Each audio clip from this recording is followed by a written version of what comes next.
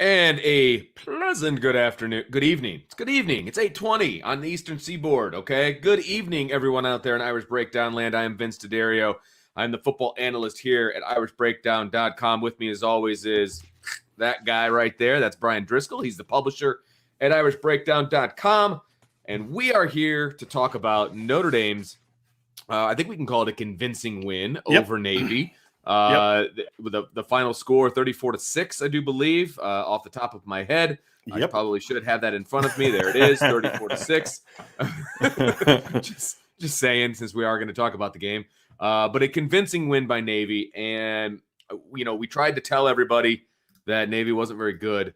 And I think that was on full display today. And on top of that, Notre Dame's defense came to play. And so you put those two things together, and it didn't really matter what the offense did. I mean, and that's how I feel about this game. I feel like the defense played so well that the offense almost backed themselves into points at times. Yeah, well, we're not going to talk about the offense at first because they had a 34-6 victory, and they held Navy to 56 yards of offense in the first half, held Navy under 200 total yards of offense in the game. Yes.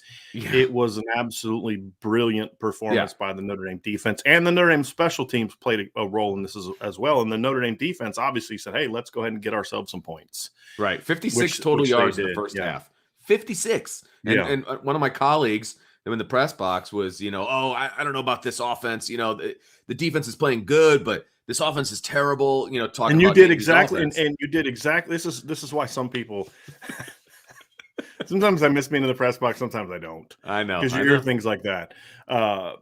You did exactly what a great defense is supposed to do against a bad offense. Exactly, right? You dominate them. Right. I mean, it's not Notre Dame's fault that Navy is struggling. Right. That's not their fault. Okay, and we would bang Notre Dame big time if Navy's offense had a good day against Notre Dame. Because numbers can be deceiving, as we'll talk about when we get into the offensive performance. But Vince, look, they needed a convincing win. They got a convincing win on a day when Michigan State lost, on a day when Wake Forest lost, to both two opponents that Notre Dame beat, and then Cincinnati struggled again. You went 2 for 2.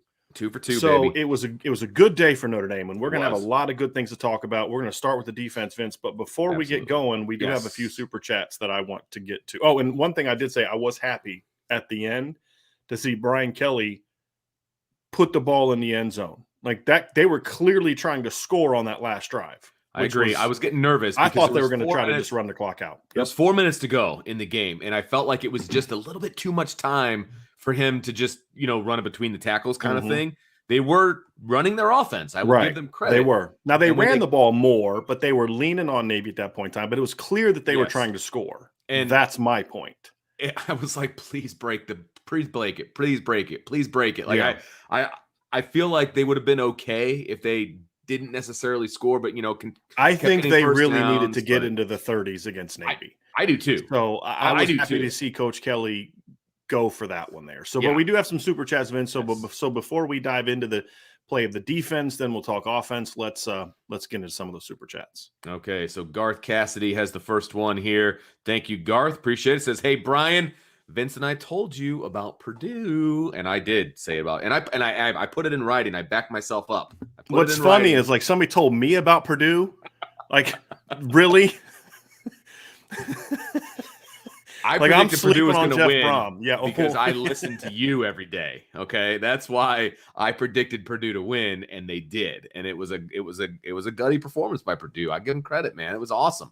So they took down the number 2 team in the country, and now they've taken down the number 3 team in the country. Even though I don't think anybody outside of Iowa thought that Iowa was the number 2 team in the country, but I digress. Another super chat here from John A1. Happy Saturday. Go Irish. ND is a special place. Kevin Austin could have had over 200 yards and 2 touchdowns. Not kidding. Slow start, good finish. Look, Kevin Austin probably could have gotten the ball every single down. I mean, he's just, it was a man amongst boys as far as Kevin Austin, that matchup was concerned. And I feel like Kevin Austin could have had even more. I agree with you on that. But they decided to do some different things offensively. So, but he rose to the occasion when he needed to. See how I parse my words, Brian? Yep. You should be proud of me. Ray Price, thank you for the super chat, Ray. And thanks, John. I don't know if I said thank you, but I will say thank you. Ray Price with the super chat. Thank you for all you do. Keep me and others informed. Go Irish. Absolutely, Ray. Thanks for joining us. Thanks for being part of the family. We love really to do appreciate that, Ray. Let's see here. We've got some other super chats to get to. Got a bunch of them rolling in. I know, right? Matt Baisley. Thank you, Matt, for the super chat. Got to give IB a little credit for my UNC and Purdue money line parlay. Also believe in spreading the love. ND should be number 6 on Tuesday ahead of the Big Ten, with Purdue and Wisconsin doing everything they can. Feeling good. Matt, you make good points, my friend. And I am, I had a 5-game parlay myself. And you know what hit me? I took the over in the Notre Dame Navy game. I hit 4 out of the 5, and Notre Dame killed me. Notre Dame, of all people. Which we'll get into. That shouldn't shock you at all. I know. And another conversation for another time. All right. Michael Burke with the super chat. 2 straight weeks drinking my morning coffee from an IB mug and 2 wins. Go Irish. That is not a coincidence, Michael. Just going to say it. Thank you for the super chat, Michael. Really appreciate it. Jim K. The Purdue and North Carolina wins are looking much better today. You're not wrong. You're not wrong. And those wins obviously help Notre Dame from a standpoint of they beat teams that were ahead of Notre Dame. And those are teams that won that Notre Dame already beat. So it was a twofold win for Notre Dame. There's no question about that. And I didn't read Brian's Who to Cheer For article because we talk every day about who to cheer for. We talk every day. Don't worry, I'll get you the traffic. I'll go there tonight. But I'm assuming you had Purdue and North Carolina on that list. You had to. Oh, right? I mean, definitely. I mean, because those were those double-edged sword things where it's not only a win over a team, a win by a team Notre Dame already beat, but their team's ranked ahead of Notre Dame. So if I would have not had them in there, then I should have just been, removed from doing that article in the future. Right. Yep. Wisconsin Rutgers was the other one, just because Wisconsin is the only ranked team. The higher Wisconsin climbs until they lose again, the better it is for Notre Dame. And of course, I didn't even have this one, but the Illinois-Minnesota game was huge. We'll talk about all this, on Monday, but the Illinois-Minnesota game was huge because now Purdue and Wisconsin have a much better chance at actually playing for the Big Ten championship. So you can say you beat a division winner. So anyway. And that by the way, the celebration by the punter from Illinois, friggin' fantastic. I always get really upset when PJ Fleck loses. I felt like you emailed him that celebration to make sure that he would do it. So just throwing it out there. Last super chat that we have on the board at the present, a big one from Jay Clampett Investments, my guy. Thank you, Jay Clampett. Really appreciate it. Haven't been able to catch this show. Get Sonny Styles. Thanks for the content. Always. We love bringing it to you. We appreciate you, Jay Clampett. Thank you for the super chat. Really, really appreciate it. I think that's all we got at the present. And so let's talk about this game, Brian. And I told you when I was on the drive home, I have no emotion about this game. Like I'm not excited about the win. I wasn't overly upset about the performance. It's just I'm right in the middle. I'm just kind of like, I have an opposite reaction, at least for the first part of the podcast we're going to discuss, which is the defense, because I feel like if Notre Dame is going to blow teams out down the stretch, the defense had to play better than it really had the last game. You're right. And they played brilliant, and it was a great bounce-back performance. A lot of the things that have plagued them in past games we didn't see today. And, you're sitting there thinking like, oh, no, the offense is playing like garbage. Notre Dame's offense is playing like garbage. Navy's going to put these long drives together and do this, and this. The defense was like, no, it's all good. We got you. Right. Outside of one play, really 2 plays the whole game. Notre Dame absolutely dominated Navy. And we said before, this isn't a good Navy team. The fullback's not good. The quarterback's not good. They don't have a lot of those weapons. But Notre Dame did exactly what you're supposed to do to that kind of line. And I felt it was not just an out. Here's the thing about it, Vince. This is why I came away impressed by it, and why I have really positive emotions about this win, because it wasn't just that Notre Dame out-talented Navy on this side of the ball, right? Defensively, they didn't just out-talent Navy. Sure. They did have more talent, but that's not why they were successful to a degree. I thought the game plan, it was one of the best triple option game plans I've ever seen. They dominated it. But I agree. And here's what I liked about it, right? So what I said was the Notre Dame defense did 3 things that tend to be a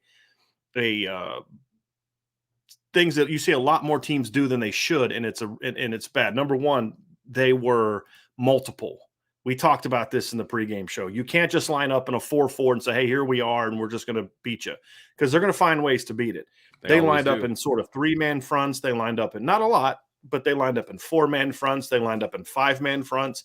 And within those 5-man fronts, you saw versatility. I mean, in the 4-mans too, there was under fronts, there was over fronts. They would go to a 5-man front and be kind of in an odd look. Then they would kind of go to sort of an over-under look, and all they did was just like walk a guy up. So it was really 4 down when the guy walked up. And Navy had a hard time. So the way the triple option works is your quarterback and your offensive lineman, they make a count out from the center. And it's like 0, 1, 2, 3, right? And they have to determine who they think is going to handle pitch. And then you get that count.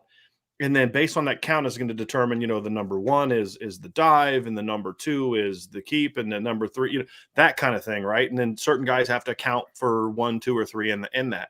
Because Notre Dame was so multiple in how they lined up, it seemed to be that Navy was having a really hard time determining what the count, like who was 0, who was 1, who was 2, who was 3. They couldn't get any kind of rhythm, because they would literally change their look up from snap to snap. You rarely see teams mix up their looks this much against Navy. I agree. And then that was point number 1. Point number 2 was that what they did that a lot of teams make a mistake on is they were aggressive.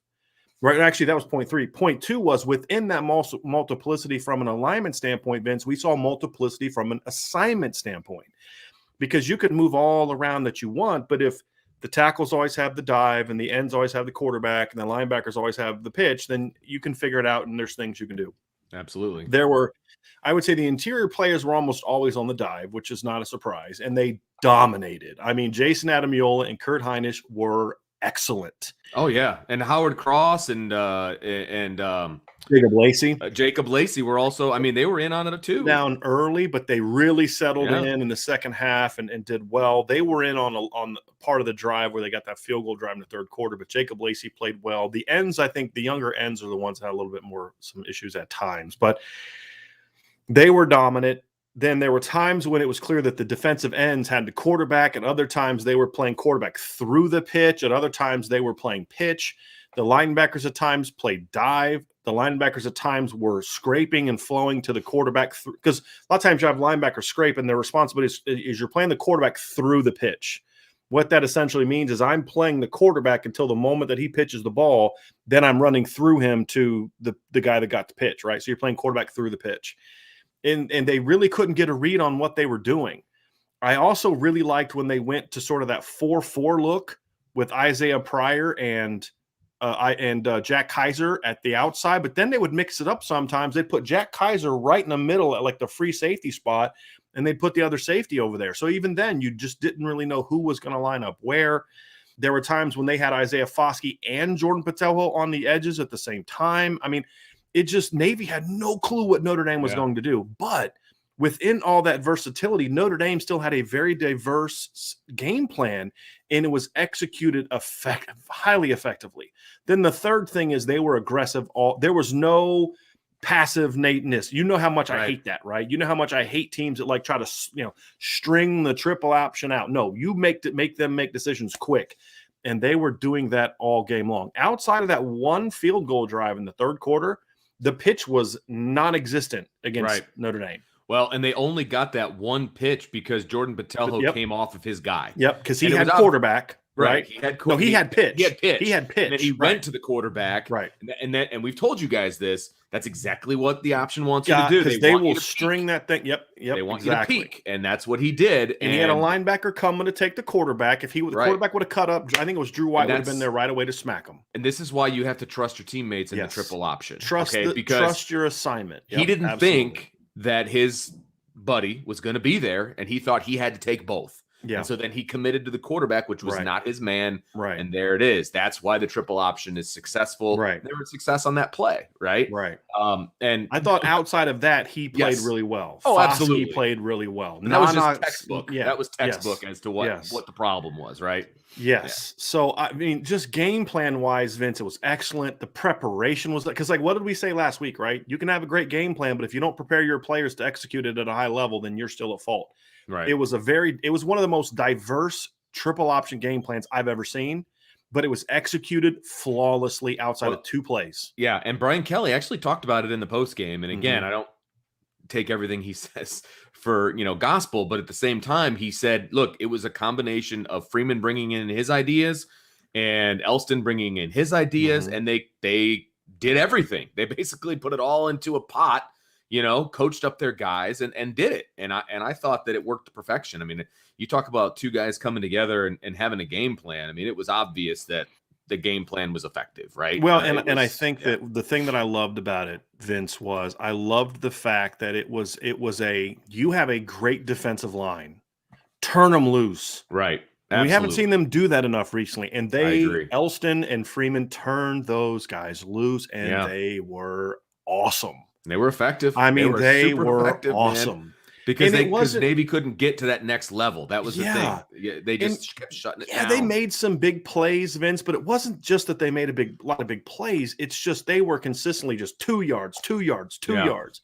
Yep. And when they had chances to get stops, they did. Like it was just a really excellent performance by the defensive line. One of your keys that you always talk about is winning on early downs, right? And they did that all day. And controlling the middle line of scrimmage. Those 2 things. Yes. There was a point in the game. They went together. There was a point in the game where Navy was 0 for 7 on 3rd down, right? I mean, there you go. And by that time, when they finally did get their first 3rd down conversion, the game was out of reach. I mean, they weren't coming back at that point, right? I mean, they ended up being 4 of 15 on 3rd down. That's perfect. That's what you want when you're playing against Navy, because they want to be super effective on 3rd down. They want 3 to 4 yards, 3 to 4 yards. And then you got 3rd and short. Get it.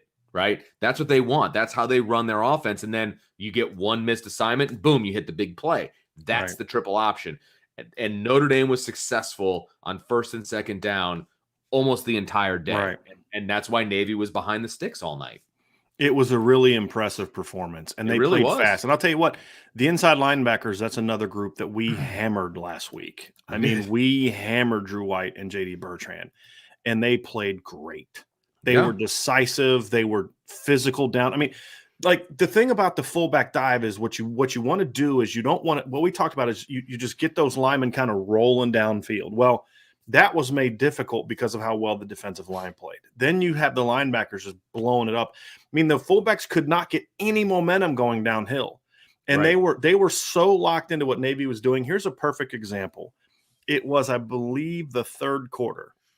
Navy couldn't get their dive going. And so what you do when you can't get your dive going, because you have to get your fullback going in a triple option. If your fullback's not getting going against a team like Notre Dame, you have no chance. And if you really think back to the games where Navy's had success against Notre Dame, even like the comeback they had in 2018 where they kind of got a lot of scores late, a lot of it was fullback, right? If you think about when they lost to Navy in 2010, it was the fullback, right? And so they were trying to get their fullback going, so they ran a trap play. I think it was their left guard. It might have been their left tackle, but they brought a lineman from the left side, and and as soon as he takes a step, J.D. Bertrand was – so from the offense's point of view, I'm the quarterback. I'm looking out, right? J.D. Bertrand is to my right. We're pulling the left tackle. So J.D. Bertrand's on the opposite side of this, but he saw it and just exploded downhill, blew up the trapper right in the hole and knocked him right into the running back, and there was nowhere to go. Now, he didn't make the tackle on that play, but he made that play. That's preparation. That's preparation. Yeah. That's being prepared to execute at a very high level. You see something, and you're like, oh, here we go. Like, yes, absolutely. Yeah. It was just, I mean, it was, again, no, is this a good Navy team? No, we've said that all week. Right. But you did exactly what you're supposed to do when you're the superior team to a triple option offense. 100% agree. Right? Yep. And that was the thing. I mean, look, everybody can say what you want, but this is a Navy team that was coming off of a 300-yard performance last week against Tulsa, a team that should have just beat Cincinnati. And I can't wait till you see how that game ended.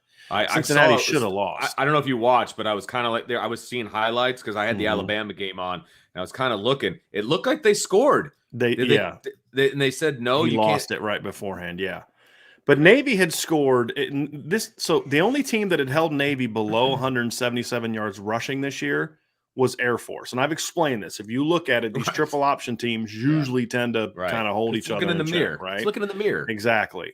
But they went for 337, 202, 348, 177, 198, 192 against Cincinnati and 302. That's how many rushing yards they've had in these games.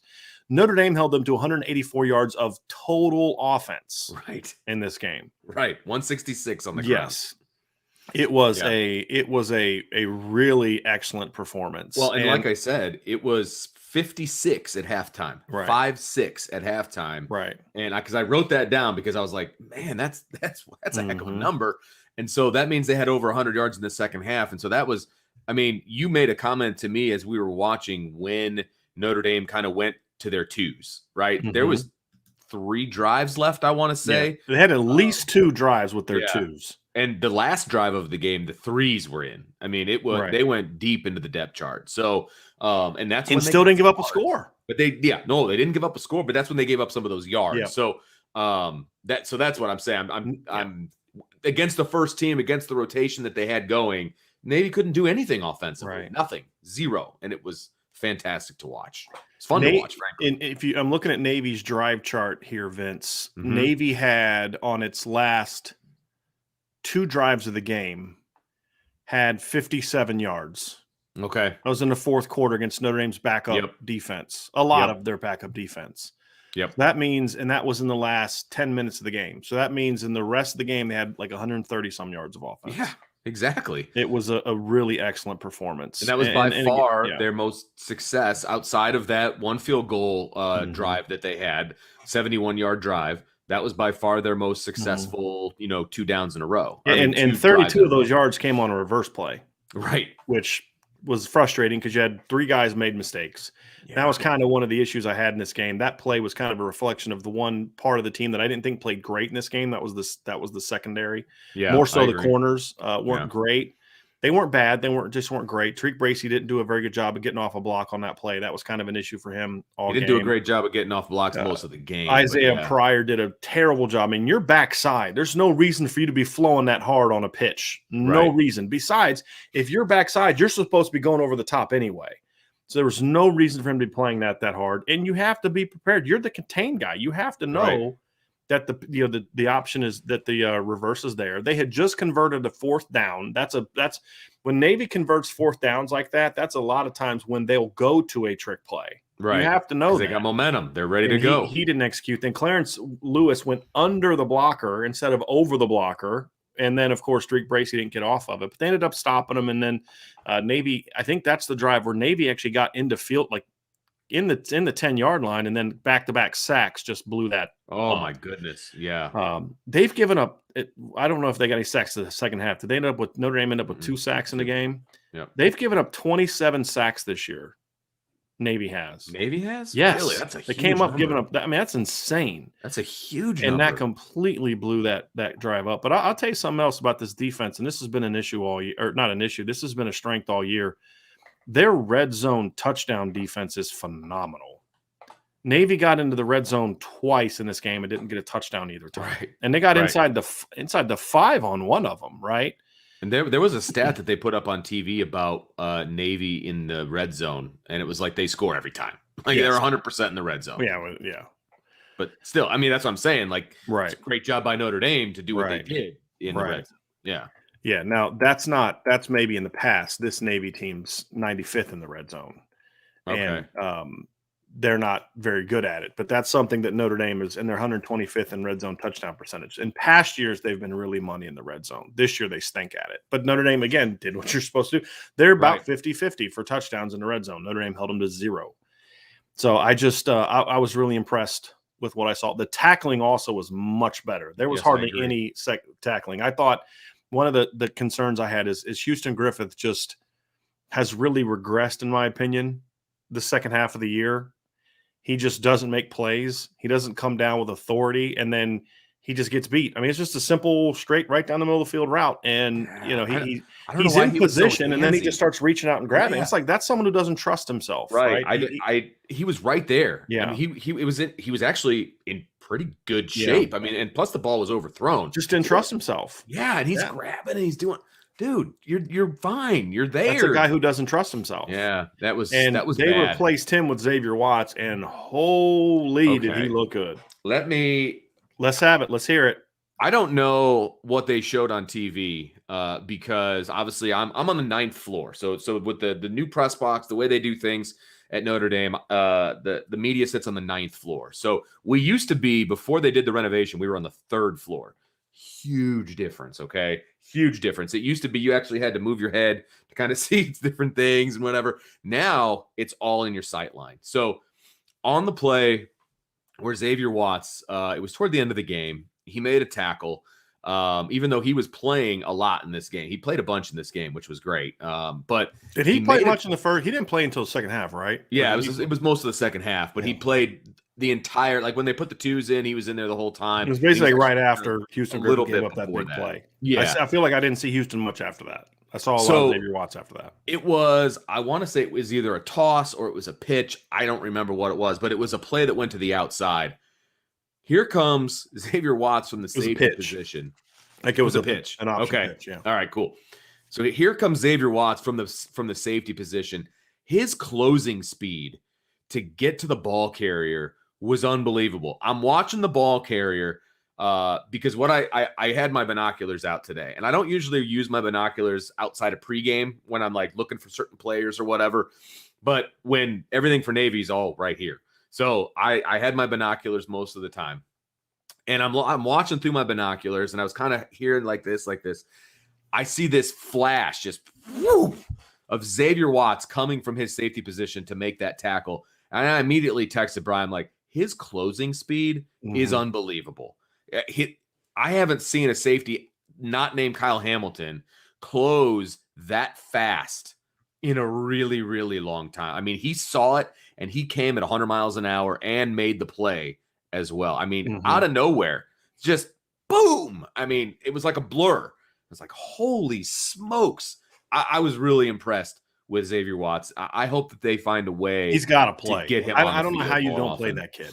I mean, you saw the athleticism today.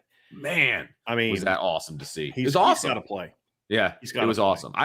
Now I haven't seen him in pass coverage, so I will say that I don't know, but I've got to think that he's going to be just as good as, if not better than, the two guys they've got. Well, I mean, Houston just, I mean, Houston's getting beat consistently in the pass game whenever they put him in a man coverage situation. So that's been a disappointment for me this season. Is he just hasn't taken advantage of the opportunities. It's one of the very few things I feel like I was wrong about in the preseason. Yeah, but got a couple more super chats here, Vince. I want to get to Richard Maltby. Yep. I have 2 different bets for 200 total that Notre Dame is going to win it all the next 4 years. Am I crazy? Or is it 21, 22, and hopefully 23 class going to bring it home? Hashtag we are ND. I mean, look, ask me again before spring ball, because then we're going to know what the coaching staff looks like. That's a good point. And that'll tell me if we're going to be there. But I think this team is super, super close. And I felt that nothing this year has changed that. And the way that Marcus Freeman is recruiting right now, it's like, you know. You have another one from Armand Gallanosa. You guys rock it. This site rules. Thank you. We'll be purchasing Irish Breakdown merch soon. Thanks. Nice. FYI, Coach Holt's prediction was 34-10. Still has it. Oh, the dude still has it. I do want to say something real quick. That's awesome. But if you haven't signed up for the message board yet, and you plan to do so, and you also want to buy merchandise, do the message board first. Yeah, the reason why is if you sign up for a monthly membership, you get 10% off. If you sign up for an annual membership, you get 20% off. So we had someone recently sign up for the message board. They used the 20% discount and they saved $34. They bought like 5 things, couple hoodies, couple shirts, and a hat, saved over $30. That's almost the cost of it's $15 away from the cost of the membership, right? Exactly. So just, if you're going to do both, do the message board first. As soon as you sign up that day, as soon as I see the email, sometimes it takes a little bit longer because it's me actually doing it. It's not just like an automated thing. It's I actually send you an email and it's got links and it's got the code, the discount code. So I just want to make sure that people know that, since Armand just kind of brought that up. But thank you for the super chat, Armand. I asked Brian for a new item for the shop, so we'll see if he can follow through. It's not going to be able to be in the shop because it's not for printful. They don't have it. Right. Ooh. I'm glad you didn't say what it was. That would have been rude. I wasn't going to. It's a surprise, man. My man K Grant with a big super chat. Thank you for that, buddy. Can't wait for the new rankings Tuesday night. Tuesday night show is going to be lit. Things are getting interesting. The next couple weeks will be wild. Just keep winning. Thanks for great content. Go Irish. Yeah, that's what we tried to tell you guys. 2 teams lose in the first week after the polls. Now, I don't think it's a guarantee that Michigan State's going to drop below Notre Dame.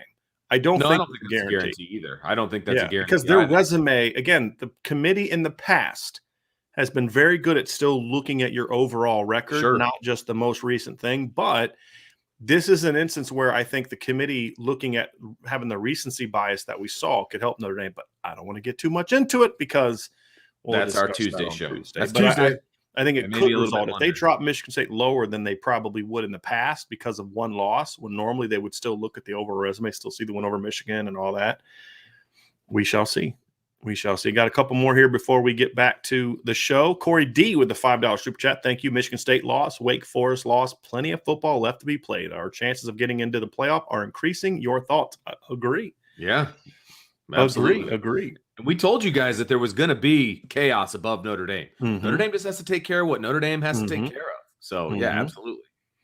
Yeah, I got you, Rob. Next time you're in town for a game, you let me know. And I believe we have a couple more down here. Brian Madsen. And, of course, I always love when there's people named Brian that spell their name with a Y on the show.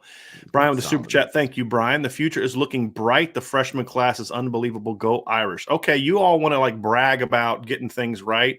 We're going to talk about the offense in a second, but I just want y'all to remember who said when Logan Diggs committed to Notre Dame, yeah, I know I love Will Shipley too, but this kid can flat out ball. While everybody else tried to tell you that this kid was a 3-star, I just want you to remember who told you this kid could flat out ball. Just want to remind y'all of that. That would be this guy. And I think that's the last super chat, Vince. Yes, so it is. Any other thoughts here, Vince, on the defense before we dive into the performance of the offense? Look, we've been banging on the defense for the past couple of weeks because they haven't been good. You maybe the last couple of weeks. I thought they were good against USC. I've been banging on the defense the last couple of weeks because I thought that they didn't play up to where they should be. And they basically said, hey, D'Addario, you're wrong. We're good. Here, we're going to show you. They just had a bad game. Yeah, absolutely. See, and I have no problem with the USC thing was still more about you just didn't like how they played, meaning the defensive alignment that they used. Right. They played well against USC. They held USC to their lowest point total since 2019. They just didn't do it in a way that you and I would have preferred. Correct. They were bad against North Carolina. Yeah. There's no other way around it. And but the point that I was trying to make is I don't know why, there seems to be this faction of Notre Dame fans that's just looking for any reason to be critical of Marcus Freeman. And so when he has a bad game against North Carolina, it's turned into this thing that's just I want to be you do know Bama gave up over 40 twice last year, the year they won a national title, right? Bama twice last year gave up over 40 points. And people are ready to, get rid of Marcus Freeman because they gave up 34 to a team that scored how many points a day against a top 10 team? 58, right? They had a bad game, right? And the coaching was part of it, but that happens. Right? Kind of like when, Clark Lee gave up over 300 rushing yards and 45 points to frickin' Michigan. Right. Right? They bounced back today. And to me, that's a great sign beyond just the game plan, the execution, to be able to get your team. Because here's what doesn't happen. If you go into that game, into the film session and practice, and you're just crushing your guys all week because you're still pissed that they played the way they did, which makes you look bad. You follow that up with another bad performance. You handle business. You call guys out from a coaching standpoint in the film room. You take your own accountability, and then when that breakdown is over, you move on and you focus on the next week. The ability of this team to bounce back from their worst off defensive performance of the season, in my opinion, because I still feel like Florida State was more calling off the dogs and a couple big mistakes. They just played poorly against North Carolina, really from start to finish. It was their worst game of the season, in my opinion. To bounce back so quickly and then to eliminate the mistakes that were so evident just a week ago. Yeah, absolutely. Is what great coaches do. That's coaching. That's coaching. And it's Marcus Freeman, it's Mike Elston, it's Mike Mickens, it's Chris O'Leary, it's all of them. And they did it without their best player. They didn't hit the waiver wire and bring in new players. You know what I mean? And they still don't have their best player. Yeah, absolutely correct. Yes. And I'm hoping that he's going to be back by Virginia. I'm hoping. I'm sure we'll find out more in Monday's press conference, but that's obviously my hope. So we shall see. I'm going to pull this up and just address it briefly from Paul. We're going to get into a lot of this New Year's Six stuff, guys, and postseason and all that. This is more for a Tuesday night conversation when we have our post, because we're going to do that every Tuesday after the rankings come out. Even if Notre Dame gets eliminated somehow, we're still going to do it because it's fun and we like to talk about it. So we'll talk more about these questions afterwards. And I know why everybody's feeling this way, because the losses by those teams are still fresh on your mind, right? Totally get it. Did you read the whole thing here? I'm getting ready to. Oh, okay. Vince Bryan, if you had your choice between your 6 win and a poor playoff showing, which would you choose? By the way, my middle name is Brian with a Y. Glad you're feeling better, Vince. Paul, I knew there was a reason I liked you. I couldn't put my finger on it, but I knew there was a reason that I liked you. All right. I mean, if I could look in the future and I had a crystal ball, I would take the win, in a New Year's Six game. Of course. But without knowing, I always want the chance to play for a chance. Because you got an opportunity. So you're saying there's a chance. Nate Tony says Kyron for Heisman. And Brian, you were right. Diggs looks like a full-grown man. I love it when he's in the game. I'll tell you what, if they can find a way, and a good coaching staff would do this, if they can find a way to get Kyron, Logan Diggs, and Chris Tyree all involved, which you can do, and you're going to need to do now if Avery Davis is going to be out for a time, because that's the one big negative from this game is he's probably going to be out for the year. At least that's what it looked like. It didn't look good. Right. And which is you're going to have to use all three of them. You're going to have to use all three of them. But, yeah, Logan Diggs is really good. Kyron for Heisman, no, he was not good enough in the first half of the year, and today is another example of the big fatal flaw for Kyron Williams. He's got to protect the football. Got to protect the football. I mean, because if it's a clear recovery by Navy in the end zone there, that takes a touchdown off the board, obviously, and it's 19-6 at that time. It's turnover, and yeah, absolutely. That could have, because it was a clear fumble before he hit the goal line, a clear fumble. So, did you get K Grant? Yeah, the 49 one. Nope. 49.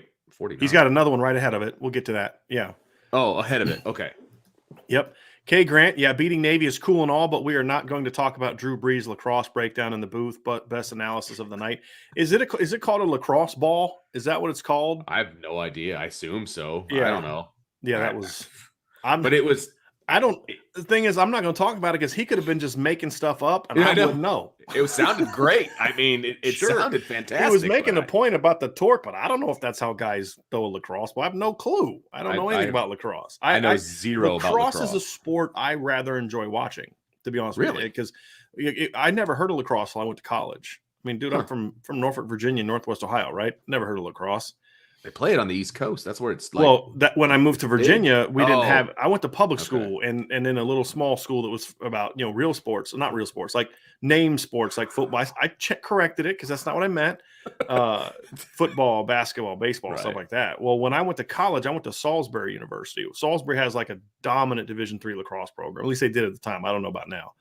They'd won multiple national titles, and I'd never heard of lacrosse. And I remember watching one of the games and thinking, these dudes are athletes. And it's physical. It's a physical sport. Oh, it's a very physical sport. Yeah, they like beat each other with those sticks. Yeah. So anyway, I don't know a thing about lacrosse. I mean, I'll watch it, but I don't know a thing about it. So he could have been talking out of his what, and I wouldn't have had any knowledge of. I could have been like, sure, sounds great. I have no clue. Mace AK, since the Virginia Tech game, Buckner appears to have much better command of the offense. Agree or disagree?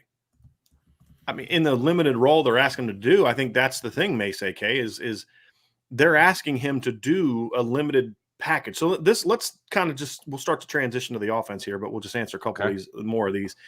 They're not asking him to run the whole offense. They're asking him to do certain things. And we saw that in the game today, even on the touchdown drive he had. They weren't asking him to run the whole package. It was a bunch of reads, and there were times Navy actually had a really good game plan for the read zone. They were crashing hard with the edge, and then they were looping around the inside backer, and they had it played every time. But Buckner twice just converted third downs, but just by I'm better than you, and you can't tackle me.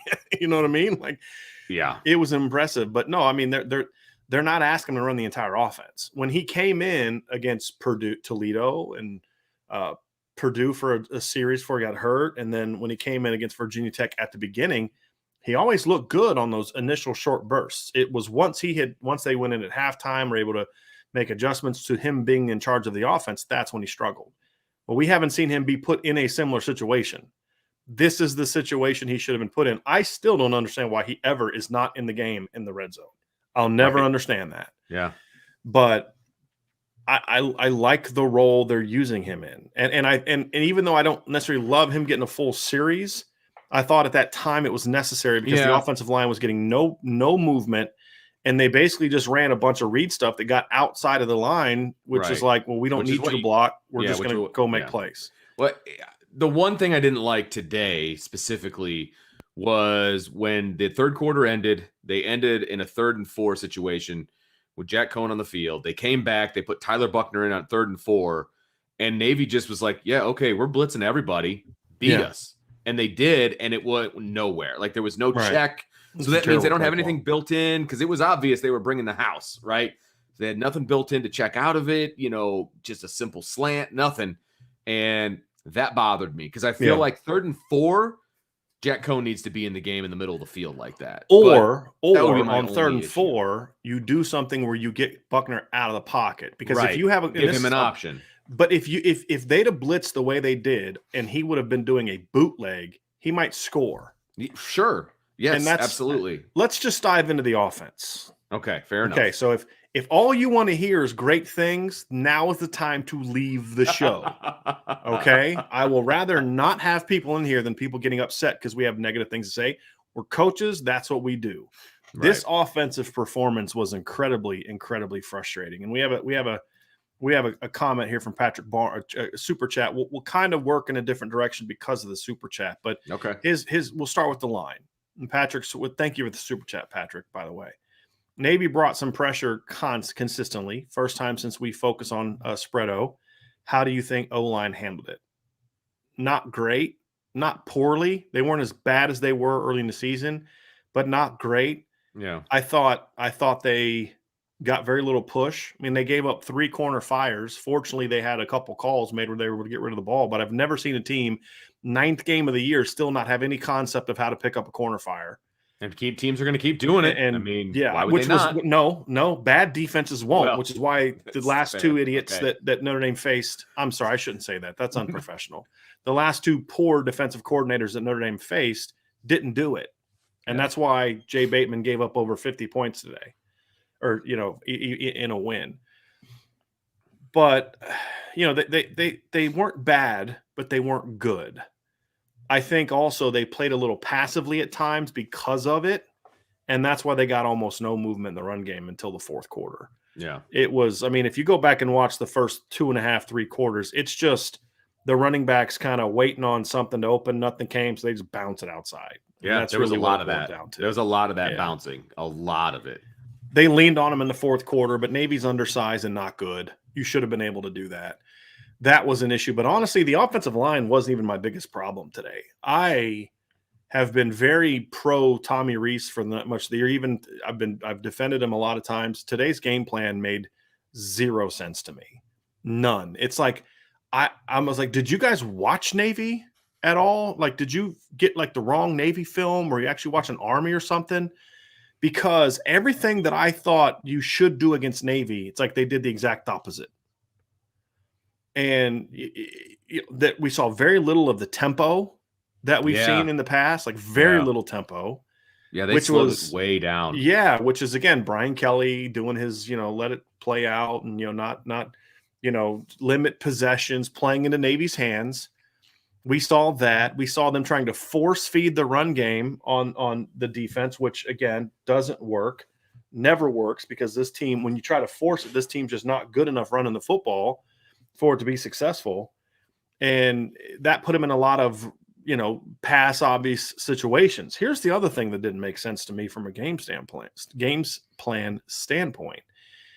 I didn't understand why they kept running deep vertical routes.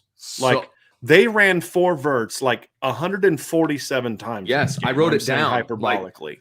Like all verts, right. All verts, all verts. Like the problem is with all due respect to Drew Brees, who said it's a great concept to run, it's not a great concept to run against Navy because they drop so many guys. And that's not uncommon. We've seen them do that on film. I said during the game, I said coming up into the game that you need to do a lot of things where you quickly get the ball to the perimeter. The RPO game was almost non-existent. They had one like quick out to Kevin Austin, and then the rest of it, they basically just ran like the look screens the whole game. Well, when you got 3 down and you're dropping, you're going to be underneath that the whole game. Right. And then when your offensive line's not getting any movement, there was just no creativity, and everything was horizontal stretches. Almost everything was horizontal stretches. And then when they did do high lows, they were perimeter high lows, which is playing right into what Navy does. They're dropping under stuff, and they have deep corners. Their corners play off. Right. You can't attack with the outside verticals that they try to attack with all game today when they're doing that. And so that made such little sense to me as to why they did that. And what I said coming into the game was, this is a game where you need to be getting attacking the middle of the field. I mean, if you think about what worked against Navy in 2019 when they just shredded Navy, seam route for a touchdown to Chase Claypool, post route over the top. Well, when they did that a couple times, they didn't do it often, they had success. You had that great play action read by Cone to Deion Colsey for a 31-yard gain. That was early too. You know, but there was no crossers, there was no high lows, there was no isolating the linebackers, there was no running them off and then bringing a screen underneath it. Like if they're going to drop 8, run a tunnel screen, like a delay tunnel screen, or run a running back screen, like a delay running back screen, or let them drop and then just run a quick angle route. I mean, there was no creativity to attack what Navy was doing. They didn't attack the middle of the field at all. It's like there was very little attempt to really make Michael Mayer a part of the game plan, which to me would have been the first thing I would have done against a team with their linebackers and stuff like that. Right. And it was puzzling. It was really puzzling. Now, what they did a good job of is the couple times they were able to catch Navy with corners up, they were able to beat them. Kevin Austin outran a guy and had a great catch, a great ball from Jack Cone on the sideline for a 38-yard gain to set up their first score. Made a great read. So at first I thought he read and then came back. When you watch it from the wide angle, Vince, from the face, he sees that safety and he looks him off knowing he's coming back. Yeah. And then to freeze him, and then he came back, made a great throw. Kevin Austin made a great, but he let it go early. He hit the top of his drop and he let it rip, and he threw it downfield, which was good to see. Both his 2 deep balls in this game, all 3 of his deep balls, he let it rip. There was such a different spin and velocity on his vertical throws in this game. They were confident what we throws, saw. I felt like. Yes, and it was just snap it off. Don't try to aim it, just snap it off. That's the Jack Cone that I saw at Wisconsin. And I thought Jack Cone actually played a pretty good game. There was somebody in the chat that was like, I can't wait to see Jack Cone leave at the end of the year. Yeah. Dude, he's 78% completion percentage. Let's talk about that next here, Vince, because that's an interesting thing. So, because it ties into the game plan.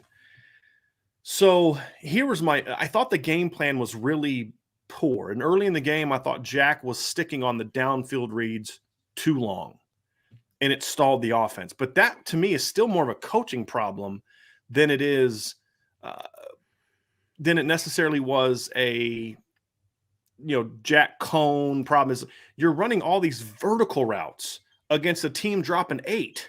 Yeah, right. 4 verts is the last thing you want to do. It made no sense to me why they were doing that. So no crossers, no high lows, no isolations, no in middle of the field flood type concepts. There's nothing to kind of get the backs involved. No bunch formations to try to get the backs outside to try to out leverage them. There was no creativity. It's like they were thinking Navy was going to do something different.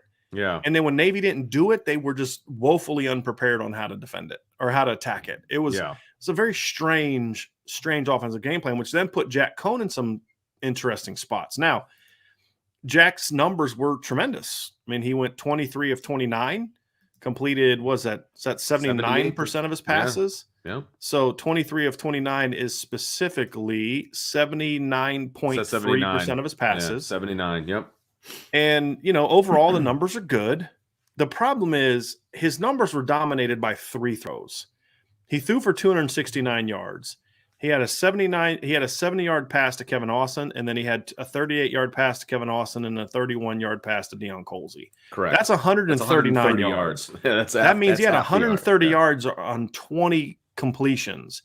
And so I think I'm trying to look at my observations article because I actually put the numbers in there. It's my game observations is up on the site. You can check that out. I want to just throw this number. So you take away those top 3 throws. And again, you give credit for those 3 throws. They were great throws. I mean, they were absolutely great throws. Yes, no question. And it was, I wish they would have allowed him to do that more, right? Attacking them. But if you take away those 3 throws, he averaged 6.5 yards per completion, 5 yards per attempt. Those are bad numbers. And a lot of it is because he was throwing a lot of checkdowns. Now, what tends to happen is if you already are, not a big Jack Cohn fan, you're going to look at that and say, Jack Cohn sucks. He's the reason that they struggle. No, I don't think Jack Cohn's the reason. Did Jack Cohn play well early? I don't think he played great. I thought he was slow to kind of take the checkdowns. I wish he would have gone to the checkdowns earlier because you saw what happened. He was waiting until 3rd and long to do those. Let Kyron get 4, 5, 6 yards on the check down. Let Chris Tyree get 5, 6 yards on the check down. And then as they come up, then you beat them over the top. But again, the issue was more of the pass concepts were, Vince, you were there. This was not one of those games like dudes were open. It was like 3, 4 guys running pass routes, and then it was 8 guys dropping into covers. And then when they'd go empty, then that's Navy's cue to say, okay, let's pressure. And because they're not going to be able to pick it up. There was no creativity, no post snap switches, none of the stuff that gives Navy problems. All the things that when I watch Navy film, and I didn't even watch as much Navy film this year as I do normally, but you look at it and you're like, okay, this is all the things that are there, and they did almost none of it. And it was really strange to me.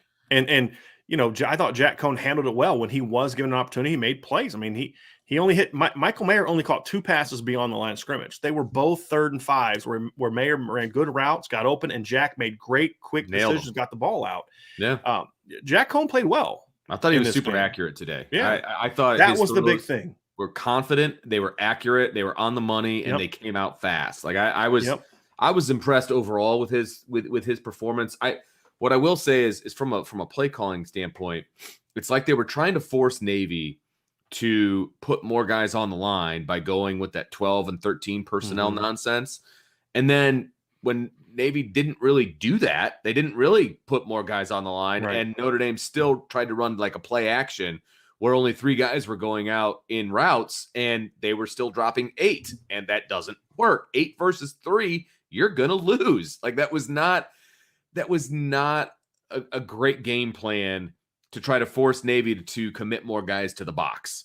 And when they went 13 personnel and they just insisted on going with that play action, it was a wasted series. It was a complete waste, and it didn't work. And I don't even understand why they thought that it would work, to be perfectly honest. There was nothing about Nate. Here's the thing. Sometimes you watch team play and then they give you a different look that you weren't prepared for. Sure. That's not what happened. And that's the thing is Navy did what you kind of expected them to do. Right? They always throw little wrinkles for each team, but there wasn't anything in there. We said they're going to bring weird pressures. They're going to twist and stunt, and they're going to play their corners off. I mean, we said that before the game. I mean, it's recorded. It's on a show. I don't know why they thought Navy was going to do something different. Yeah. It was very puzzling. So the game plan was offensively was strange. The reason Notre Dame scored 4 points is because the defense kept giving them a lot of possessions. They had 10 possessions. Which that is unheard of against Navy. That's really good. Yeah. That tells you how bad, 2 things, how bad Navy is offensively, but how good Notre Dame's defense was, because they forced Navy. I want to look at the drive so I get it correct. 1, 2, 3, 4, 5.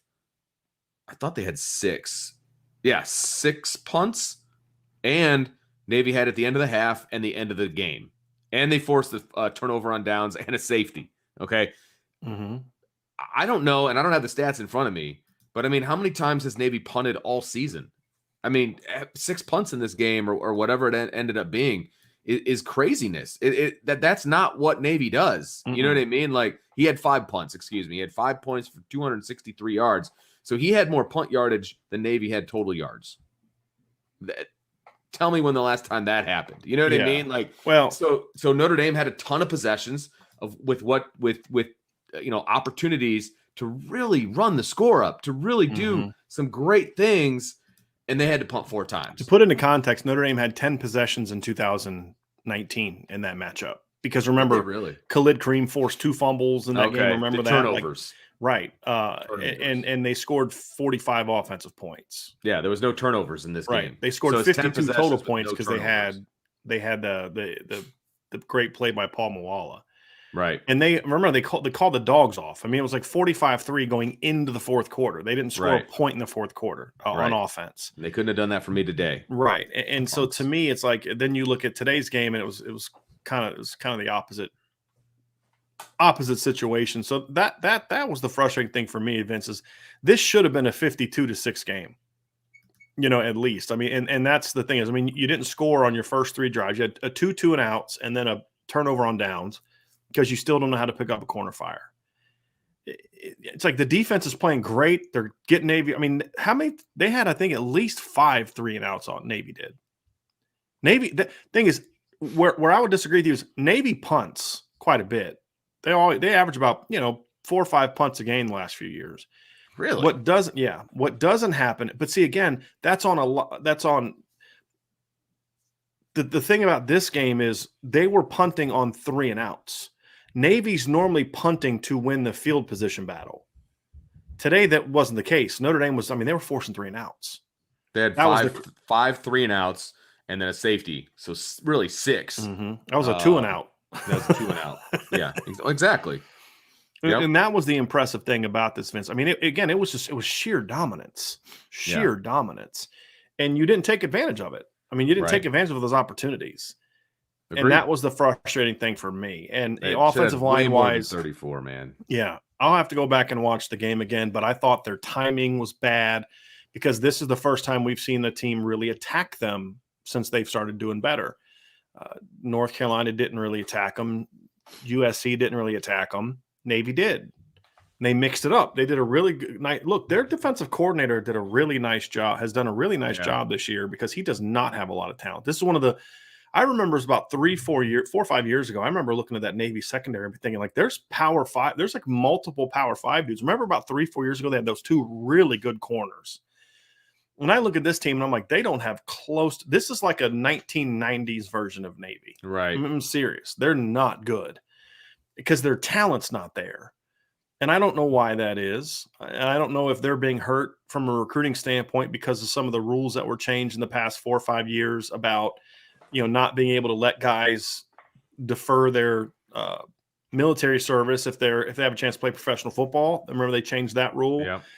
Maybe that's hurting them with some of the top level players. Maybe that's the case. But the point is, they're just not as talented as they are. Like the one linebacker they have is a really good player. Outside of that, they just don't have the players they used to have. Right. This is a game Notre Dame's offense should have hung at least 50-some points. Agreed. And the way the defense was playing, you never force Navy to get out of their offense until fourth quarter. Right. If the offense would have done what it's supposed to do, Navy would have been out of their game plan. And in the past, that would have allowed Navy still to score because, Malcolm Perry could make some plays, either dropping back and then scrambling, or he could throw a little bit. Keenan Reynolds could throw. This Navy team is terrible throwing the football. Horrible. I mean, they're awful. And if you'd have got up on them 4 scores, it would have got real ugly. And I will say that every time the Navy tried to throw the ball, with the exception of the one conversion that they had in front of Cam Hart, but that was just a comeback route. I mean, they were playing off coverage, etc. They were covered a lot of times by 2 guys because Navy only sends like 3 guys out on routes generally, and they were covered by Notre Dame, and Notre Dame did a good job in that respect of covering Navy from a pass game standpoint. I thought that they did well because normally. So here's the situation. So Navy was throwing when they had to. They weren't throwing when they wanted to. And when you're running triple, that never works. It's not going to work. They want to be able to throw off play action on like second down, second and short, like that kind of thing when you're not expecting them to throw. And then they can sneak a guy out. He's usually wide open. There's nobody around. And it's just an easy little pitch and catch. Navy was not in that position the entire game.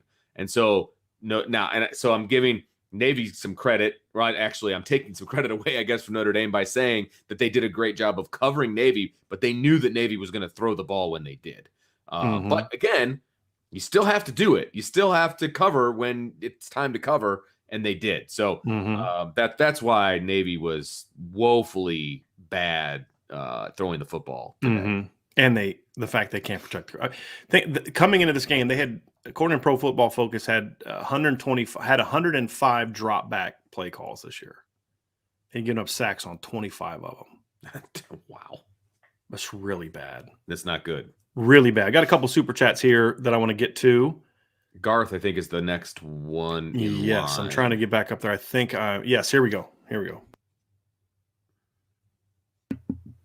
Brian and Vince, how do you think the young defensive players looked? Kia, Collie, Aiden, and Xavier. I didn't see much of Kia because at that point in time, I was kind of writing my stories. I thought too. Prince looked a little passive, like he wasn't Very sure passive, quite how to attack. Which again, you're going to expect from a freshman. He didn't get a ton of. He didn't get a ton of snaps. It was only at the very end. I noticed that he came in and he was in like the last two series, I want to say. And the one time I focused on him because I was like, oh look, it's Prince Collie. I'm going to focus on him. He got. A lineman got to the second level and just took him back like 10 yards. Because he hasn't seen he didn't get a lot of reps this week. But again, I am not condemning him in any way. I'm just saying the one play I watched him, he didn't do well. And nor would I have expected him to. This is the kind of game you want to get your first linebacker action against. I only saw Aiden for one play and he blew up the center. That's the only play I saw him. Because again, by that point in time in the game, I'm finishing up my game story, and I posted 3 articles after the game. So at some point in time, I have to start working on that. And so once they started putting the backups in, I tried to focus on getting my stories done. So I kind of look up and not really pay attention. So I'll see more of that when I break it down. But Xavier, I thought was very good. We talked about Xavier Watts. I was in the limited time that he was able to get on the field. I was very impressed. And Brian Kelly was impressed too and talked about having to get him on the field. We'll see if that's true. You just now figured that out? You and I know that. He should have been playing offense before they moved him to defense, but that's another conversation. Yeah. All right. Dennis Rydell, super chat. Thank you for that, Dennis. And thanks, Garth, as well. Dennis. But thank you, Dennis. Go Army, beat Navy. Next best thing to an Irish victory. What is the status of Estime? He's fine. He's healthy. He's playing special teams. They never really got into like goal line when like the package that he's involved with, that kind of goal line package, never really had an opportunity to do it. Their last drive, they still had Kyron and Logan Diggs because they were trying to put a score on the board. Right. If Notre Dame would have somehow got the ball back again, I think we would have seen Audric Estime. Agreed. But he's played a bunch this year. Offensive line seemed to get pushed around a little. Great show as always. I thought so too. There was plenty of snaps where I saw the offensive line getting driven back. Yep. Off the ball. It was not a strong performance from the old blockers. Josh Phillips with the super chat. Thank you, Josh. I didn't like the slow start on offense, and Reese seemed to force feed the run again. Agree completely. Defense was outstanding. Punt returns still frustrate me. Yeah, Kyron made a couple bad decisions in the punt return game. Letting that one roll. Yeah, that one roll was not a good. They could have had it on the 30, and they ended up starting on like the 15 or something like that. That's a lot of yards to give up when all you have to do is fair catch. Like that. Yeah. This isn't a super chat, but it's right below it. This is still my issue with this team. Anyone think we can hang it all with any team that we don't out athlete? That's been the issue for Brian Kelly forever. That's why he's 13-9 against ranked opponents. So it's a very, very good question. Yep. Especially on offense right now. It's a major question. Tommy Gunn said they're still trying to prove that they don't listen to the show. Yeah, I think they came out for a couple of games and were doing what we want them to do, and it was really working. So they're like, well, we can't do that. Let's show that we're smarter. And obviously, I forget it. If you don't know that I'm joking, then you have no, whatever. That's a you problem, not a me problem. I want to throw this one up. It's not a super chat, but Chris Workman says Notre Dame at Virginia is a trap game. They better not start out slow out of the gate. For some reason, Irish tend to start out slow. It's not a trap game. It's the best team left on the schedule. Correct. So I don't see that as a trap game. Yeah. So I if they beat Virginia, they'll go 11-1. Correct. Because the next two opponents suck. They're terrible. Yeah. So especially Stanford, but definitely not a trap game. But I agree with everything else that you said. Yes. They are slow out of the gate at times, and it's not good. And you can get yourself in trouble when that's the case, especially if your defense happens to struggle that day, right? Yeah. If your defense keeps you in the game like they did against Navy, you can struggle all you want and you can still score. So, but yeah, I just wanted to throw that up. That jumped out at me as I was. Then stay up top as high as you can. I'm going to finish up these last couple super chats because we're going to be done here with the super chats, and I want to get to some questions and some comments and those type of things. Here, real quick, here's one. Just your ordinary Joe. Is it me or does Notre Dame win the toss a lot? Brian, can you get that up on one of your monitors? Coin toss percentage by season. Didn't you told me they lost the toss today? They lost last week too. Okay. And both teams deferred. Right. So Notre Dame had to take the ball. They didn't have a choice. Right. So now I've seen that happen. I saw that happen once at a high school football game. Did you really? I did. I saw a team. This was the funniest thing. I was there scouting. And a team won the toss, and they deferred. Right. And they looked at the captain of the other team. He goes, "We want to kick off." And the ref goes, "Are you sure?" Yes. Because deferring means you choose what you want to do in the second half, meaning we get to choose in the second half whether we're going to kick off or receive. And you always receive. Of course. And so basically, the team that won the toss and deferred got the ball to start the first and second half.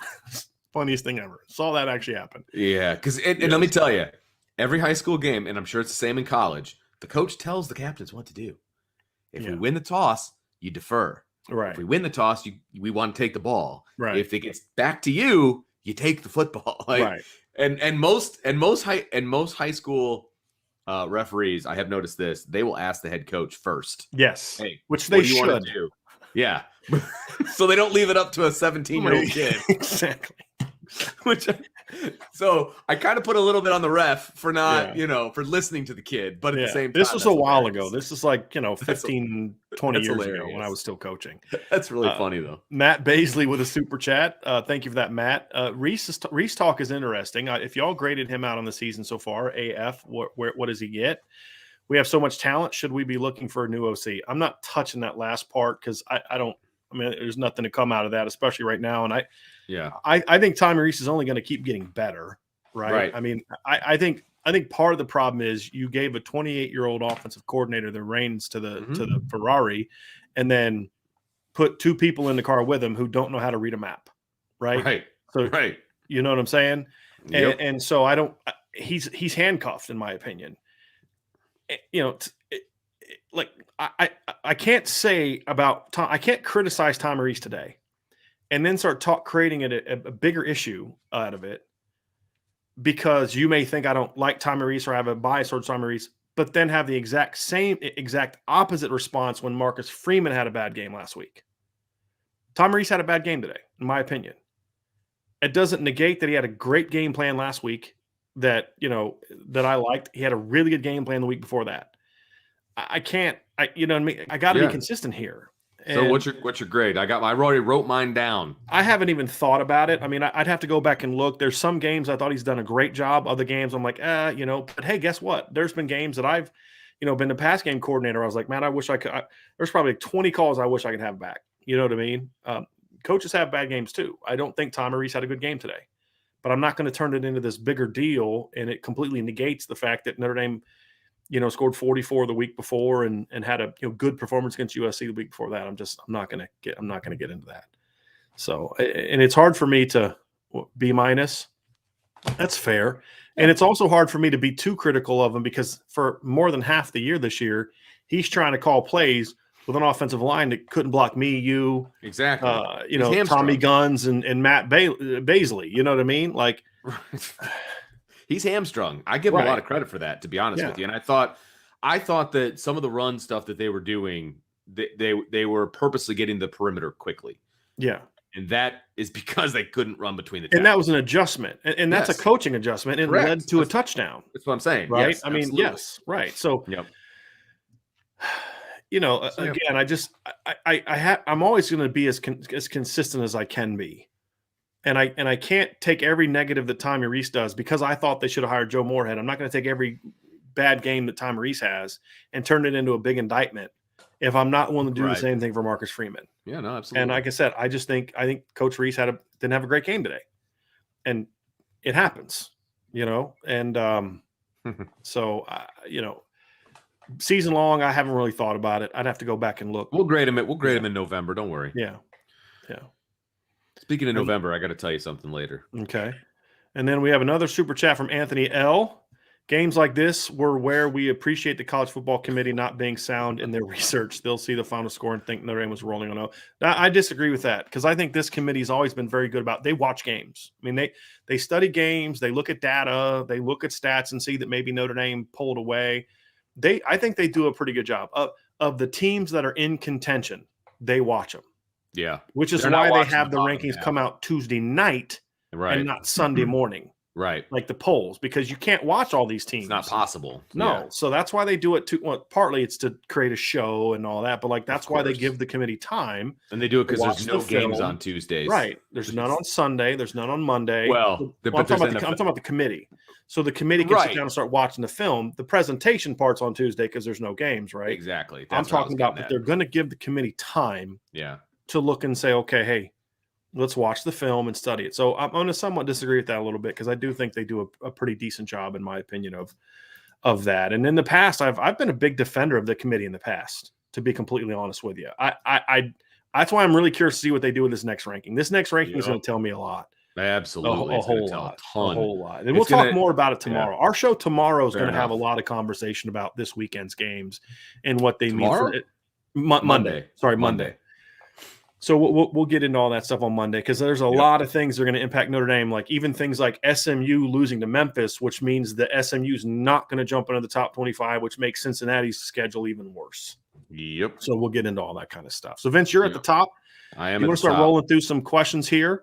I got a good one to start off with right here. Ron says Matt Salerno should get a run at wide receiver. Is Jaden Thomas healthy? Somebody in the post game said that there's only 4 healthy scholarship receivers right now. Is Jaden Thomas not healthy? I don't know if he's healthy right now. I know he's been banged up throughout the year, like at times. I don't know if he is injured now or not. And Brian Kelly did say in the his post game remarks is that they have a plan for moving somebody to wide receiver, and he would share that with the media on Monday. So I'm trying to think, it's either going to be Chris Tyree or Ramon Henderson, in my opinion. It better not be Xavier Watts, right? Well, he might transfer like the next day because you should have played. Yes, 100%. I would. Because that's crap if you keep yanking him around like that. Yes. It's garbage. Yes. You know, especially when he finally gets on the field on defense and then you're going to put him back on offense? No. Yeah. I would put Ramon Henderson there. That's what I would do. Well, putting Ramon Henderson does 2 things for you, in my opinion. Number 1, it gives you more depth at wide receiver. But number 2, it probably will allow Barnes or Riley or somebody else to get a little PT. They've got to get another corner ready. I am sorry. But they're going to be forced to if they do that. Like they have just to. Like they were forced to get Colsey and Styles on the field because they were out of people, right? If they move Henderson over to offense, they're going to be forced to give him a little playing time. You know what I mean? Yeah. Like it's the only way we can get these guys on the field. Tommy Guns asked, was Ramon, how was he in high school? He was actually a better receiver in high school than he was a cornerback because he could just run fast. Right. Like I said about Ramon, he's just not a real super mobile guy. Now, one thing that hurts Notre Dame that we're not going to think about is this would have been a great time for Kane Madden to be more involved, or Kane Madden, because somebody put this up. Somebody put that up, right? Kane Barong, because he is a pass-catching tight end. This would have been a great opportunity to kind of use some 12 personnel where maybe you get him in the slot a little bit more, but obviously he's out for the year with a knee injury. So, right. But yeah, I mean, I'm trying because JoJo Johnson's out for the year. He'd have been a guy that I would have been a guy. Sure. Chris Tyree's an option, but again, I don't know, Ramon. But knowing us, it's going to be like it's going to be Chase Ketterer. You know what I mean? It's going to be something like that. Like, because we're sitting there thinking of like scholarship guys. Well, supposedly Chase Ketterer got a tackle on the kickoff team today, and I think they gave it to JD Bertrand. But he's not a guy that's going to help you beat. Get the college football playoff and help you win. So no. Yeah. Okay.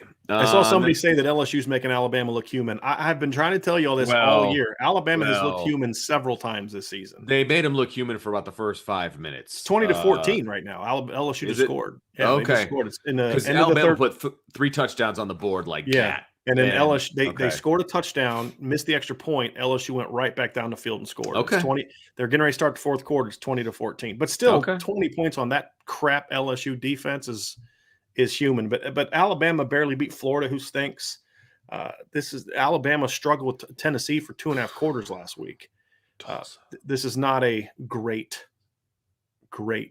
Alabama team. As I've been saying all year, Ohio State again. Look, I may have been wrong about Notre Dame. I predicted them to go 12-0, and I was wrong about Miami. But I've been pretty good about everybody else. I said Clemson was going to be down. North Carolina was overrated. Wisconsin was overrated. And this is the year where everybody's down. I said Clemson was going to regress. Alabama's going to regress. Those teams lost way too much. They lost generational players. You don't lose generational players, I don't care who you are, and just pick up right where you left off. Right. Oregon's up 1 to Washington, so by there's the way. Plenty of opportunities. Yeah, plenty no doubt. Of opportunities. No doubt. And Georgia did not cover. So yes. They won 43-6 and didn't cover. They shouldn't have been that big. I know, but I think it's hilarious. SEC team not named Vanderbilt. That's absurd. I know. So let's get to some more, Vince. Okay. But did you say anything about Salerno? Do you think he should get a shot? He was in. Sure. I mean, he's going to have to. Matt Salerno's not a bad football, but look, the reality is Matt Salerno can help you beat the next 3 teams you're going to play because they stink. Right. I mean, Virginia just gave up 66 points to BYU. You tell me Matt Salerno can't play receiver at BYU? Right? We've said this before. Matt Salerno's a good football player. He's just not a typical Notre Dame type of football player. Thank you for that, Cal. Appreciate that very much. Cal. Appreciate the super sticker, man. Appreciate we have one very much. Super chat down from Sean O'Hara. I'll pull this up while you're looking for some more. Mm-hmm. What's the biggest trap left? Virginia, Georgia Tech, or Stanford? I don't think any of them are trap games because I think you're at that time of the year where I'll say this, if Notre Dame was undefeated, right, then there's a greater fear of overlooking someone because you're undefeated. Notre Dame is in a single elimination mode right now. They can't overlook anybody. But if in a situation where they may, it would in that scenario it'd be Georgia Tech. Georgia Tech. Yeah. Would be my 2 answer. reasons why. Number one, it's at home. It's senior day. Notre Dame tends not to always play great on senior day. Number 2, the one team on there that's got a very dynamic runner at quarterback is Georgia Tech, and that is something that's given Notre Dame a lot of problems. Absolutely. And Georgia Tech's offense is getting better and better.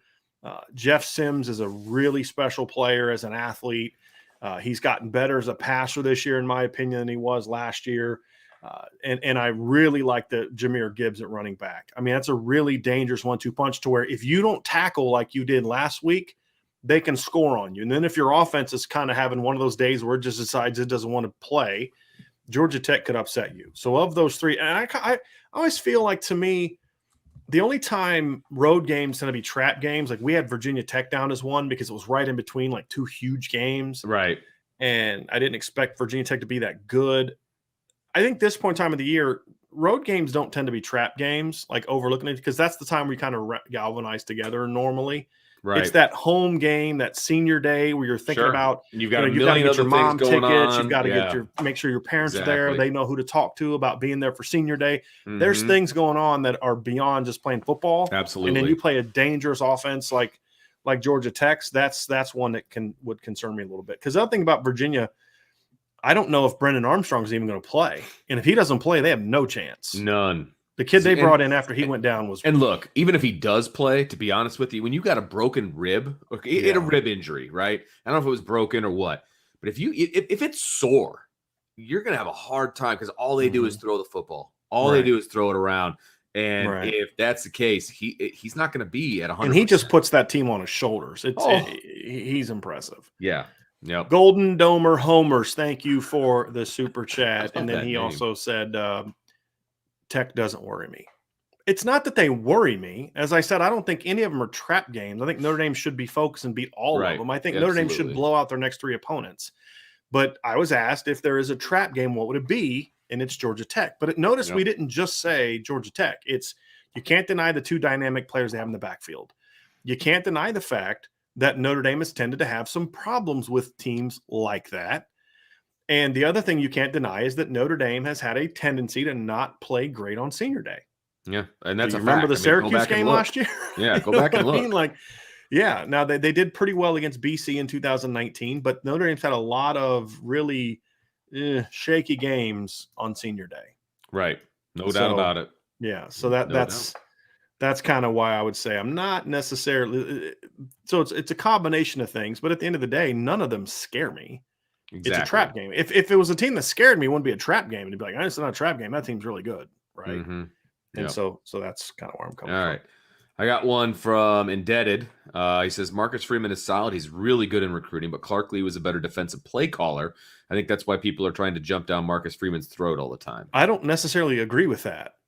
I think Clark Lee and Marcus Freeman inherited two completely different situations. When Clark Lee took over the defense, he was continuing the defense that Mike Elko had established. Yep. You had a very veteran secondary come back. You had a lot of guys coming back. Did Jeremiah Wusu-Koramoah didn't hurt. Well, no, he didn't have him in 18. I mean, you know what I mean? Like he didn't start playing until 19. Okay. But you had Drew Tranquil, you had Tavon Coney, right. you had Rodney Gilman, you had Jalen Elliott, you had Julian I went back Love, 3 years in my head, and I was thinking. You had Jerry Tillery, you had Julian Aquara, you had Dalen Hayes, you had Khalid Kareem. I'm sorry, you had better top end talent. I think this team has a little bit more depth. But I don't think he's necessarily a better play caller. I also don't think in 2018 Notre Dame really played any defenses worth a darn that season. Right. And when they finally did play good defense or offense against Syracuse, they shut them down pretty good. But like that season, they held every single team that they played up until Syracuse scored at least 13 points on them. And they gave up 17, 16, 17, 27, 17, 23, 14, 22, 21, 13. Then they held Syracuse to 3, which is good. Then they gave up 17 to USC and 30 to Clemson. And I remember people complaining that year about how Clark Lee's not as good as Mike Elko and all that kind of stuff. So I'm gonna disagree a little bit that Clark Lee was this dynamo as a play caller. There was plenty of times, and last year I had a lot of complaints with things that Clark Lee did defensively last year. So like we've seen too many highs and lows. But look, there wasn't an offense like North Carolina's that they played that year in 2018, and let's not forget. They knocked Eric Dungy out of the game in like the first quarter against Syracuse in 2018. Yep. Or 2018. So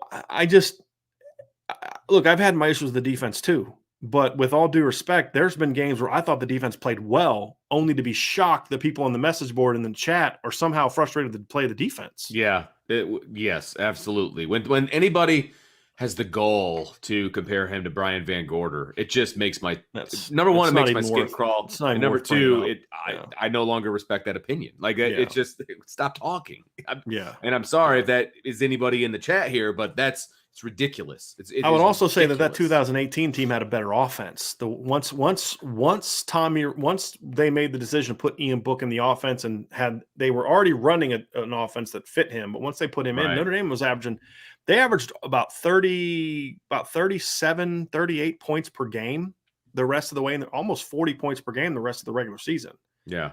And that helped too. I mean, they were coming out jumping on people. I mean, they jumped on Stanford quick. They jumped on people quick.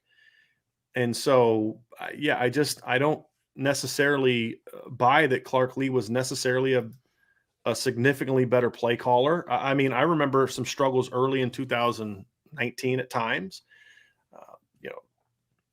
USC, remember that second half against USC where they turned a 20-3 lead in the third quarter to the point where you're like, boy, if USC would have got one more possession, this thing could have got interesting. I remember Virginia Tech, there were some questionable calls. And then they played a bunch of garbage teams down the stretch. And I'll say, like, they went through a 2-3 year period where they didn't really play any good offenses. This year, they're playing better offenses, too. That has to factor in. And there's been some mistakes that Marcus Freeman has made. Yeah. Here's the other thing. Clark Lee was a very average recruiter, and that's factoring into what's going on defense right now, too. Right, exactly. Depth at linebacker. They had 2 years where they signed zero in 2019 or 2020. They signed 0 linebackers and 0 safeties. Right. That would be a sophomore right now. You don't think they could have used some of those guys that they missed on? I think that factors into it as well, right? And that's just the reality. Absolutely, it does. That doesn't mean you don't call out Marcus Freeman when he doesn't do a good job, which we did last week. Right. But it's like everybody's trying to turn everything into this big thing of comparing him to Clark Lee. You know what? But here's the other thing. I'll grant your premise and say this.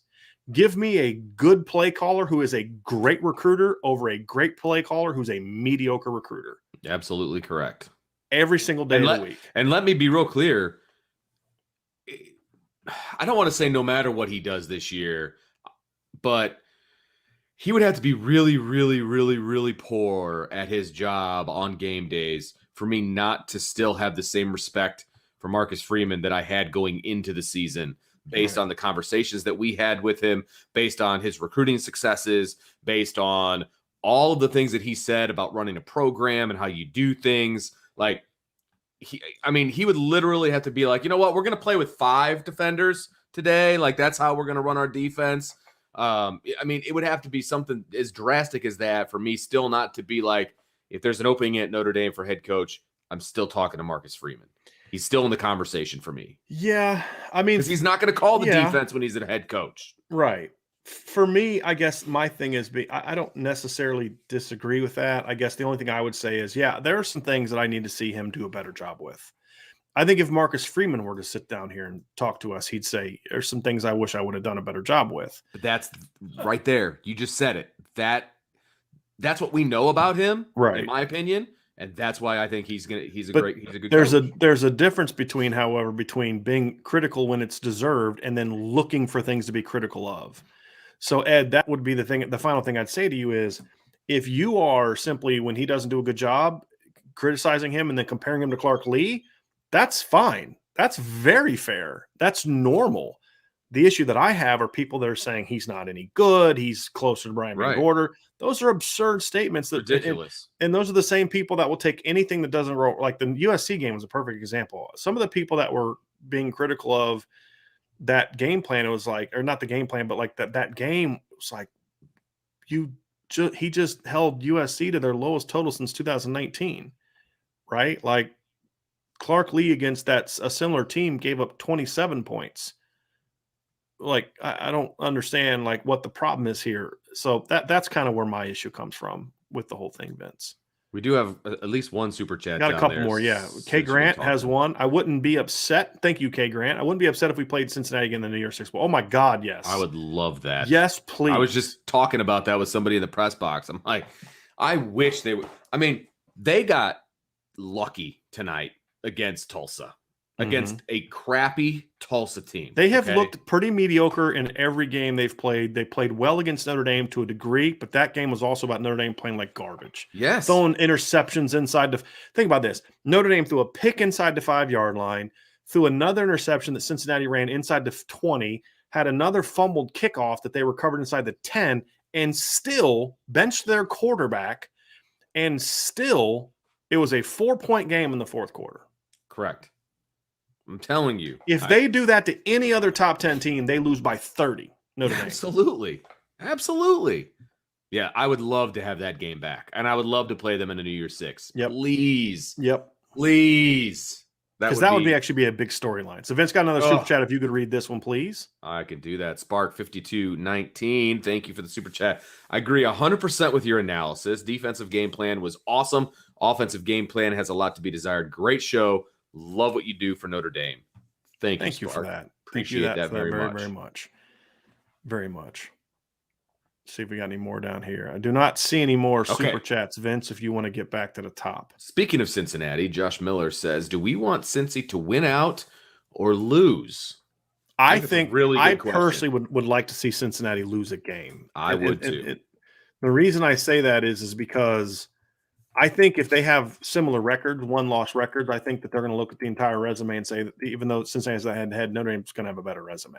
I think that would help Notre Dame. But I would rather them lose out than to trust the committee to because there's going to be a lot of pressure to put that group of 5 team finally in there. It's a down year, right? Clemson's out. Maybe Ohio State's out by then. Maybe Alabama gets upset by Auburn, and it's that year where it's like, let's put the group of 5 team in there. Yes. Yep. Take that pressure away. And I agree with you wholeheartedly because, and look, if you did the whole, take the name off of the team and you just put the stats and you put the schedule and you put the way they play and you just watch this team play the game of football. Okay. Watch them play. They're not a playoff team. They're not. They're exactly what I said when Notre Dame, when they beat Notre Dame, I said they are not a top 10 team. They are a top 15 to 20 team. People blew our doors off for that because we both said it. And people, you're such homers. The Cincinnati people were so in their feelings after we said they really it was so great. Look, man, so great. They have struggled. They beat Navy by 8, right? They beat Tulsa by 8. Those are all one possession games. And they had to have a goal line stand against Tulsa. Okay? 2 goal line stands against Tulsa. That's absurd. Okay? So if you want to bang Notre Dame for their close wins and all that, and they're not good enough because of their close wins, well, you better be banging Cincinnati because their close wins are against teams that are far worse than the teams Notre Dame has had their close all due respect, against. Tulsa's not as good as Florida State, and Navy's not as good as Florida State. Agreed. So, and where would you put Toledo against those teams? About the same, maybe slightly better. I think Toledo would probably beat those two teams. I do too. So even though they're 4 and 5 in the MAC, I think they'd probably at least beat one of those 2 teams. Yeah. Those are also early season games, and the committee tends to put more emphasis on how you're playing in November than how you play in September, which to a degree I like. I just don't think we should ignore September. I do think September, as a football coach, any good team I ever coached on, we were better in November than we were in September, unless we just had a lot of injuries late in the year. Always. And you should be. Again, that's coaching, and that's getting used to playing and all of those things, right? I mean, we got 2 super chats down there, Brian, that we can grab. This one's going to make me tear up a little bit. I know. Patrick Barnes says, just wanted to share. My dad has Parkinson's disease and is in a wheelchair most of the day. Irish Breakdown is one of the things he looks forward to every day that he can still enjoy daily. Thanks, guys. Man, that prayers for your dad, obviously. I have a friend of mine who's battling Parkinson's. He's in the early stages. Yeah, I had an uncle that one of my mom's uncles went through that. It's not a fun deal, but you know what? He's loved the fact that he still has his love for Notre Dame, man. That's awesome. That's awesome. I'm glad we could be there for him because that's again, it hits me in the feels, but it's why we do this because we are doing this for you guys, and we appreciate that you guys love to listen to it. Because if you weren't listening, we couldn't do it, and we wouldn't do it, and we appreciate that more than you know. Than you know. Big time. So I appreciate that. Thanks, Patrick. And if your dad's listening now, hey, we love you. We're glad that you're part of the team, and go Irish, baby. Absolutely. Love it. Connor Patton with a super chat. I like Isaiah Pryor's intensity. How would you use him? How Marcus Freeman has used him all year when they didn't have safety depth problems. Right. Exactly. And I'm not being flippant with you, Connor. No. I mean, I think that's one thing. Like, there's some things that I have not liked that Marcus Freeman's done. How he has used Isaiah Pryor this season has absolutely been one of the things I've liked, because he is not – I can't remember one time I've seen Isaiah Pryor chasing someone in coverage. Right. Absolutely. And when they talked about moving him to safety, I was really nervous. I was really nervous because he's not a safety, and he needs to be close to the box because he's good in the box. And he's got kind of a tweener body, so you can't really put him in the middle as a linebacker. You can't put him close to the line of scrimmage like that, but you can as a rover, and you can in the manner that Marcus Freeman has used him. And to be honest with you, if Clark Lee was still the coach, I don't think Isaiah Pryor is seeing the field. I really don't. And so I give Marcus Freeman a heck of a lot of credit for taking Isaiah Pryor, analyzing what he does really, really well, and putting him in a position to be successful. Yeah. Agreed. So I think you're seeing the best of Isaiah Pryor. I think Clark Lee was an excellent defensive coordinator. So do I. It's just and I'm totally fine with the whole one guy's better than the other. Totally fine with that. That's a legitimate debate. And if you look at the numbers from Clark Lee's first year and Marcus Freeman's this year, and you don't have any context, it makes a lot of sense. You know, so I'm fine having that debate. I just feel that it goes past that debate and it goes into people just looking to take shots. It's like, I don't know why people can't just say, you know what, they're both great. Clark Lee was stronger in this area. Marcus Freeman stronger in this area. Like, I used to have those debates with Mike Elko and Clark Lee. Mike Elko was better in certain areas. Clark Lee's defenses were so much more fundamentally sound than Mike Elko's. Mike Elko's were more disruptive. I felt were better designed. He could scheme a way to get a stop. Where Clark Lee just kind of in some of those big games, he just didn't know how to dial up a stop against Clemson and was keeping everything in front. Alabama, and this was more of a 19 and 20 problem. The 18 team could do that because in 18 he could just attack because his front four was so good. So good, yeah. And maybe he does this year because the front is so good. Like, we don't know. He's not here. He's got his own problems. Right. But yeah, I mean, it's just I don't want this to come across as I'm banging Clark Lee, and that's a.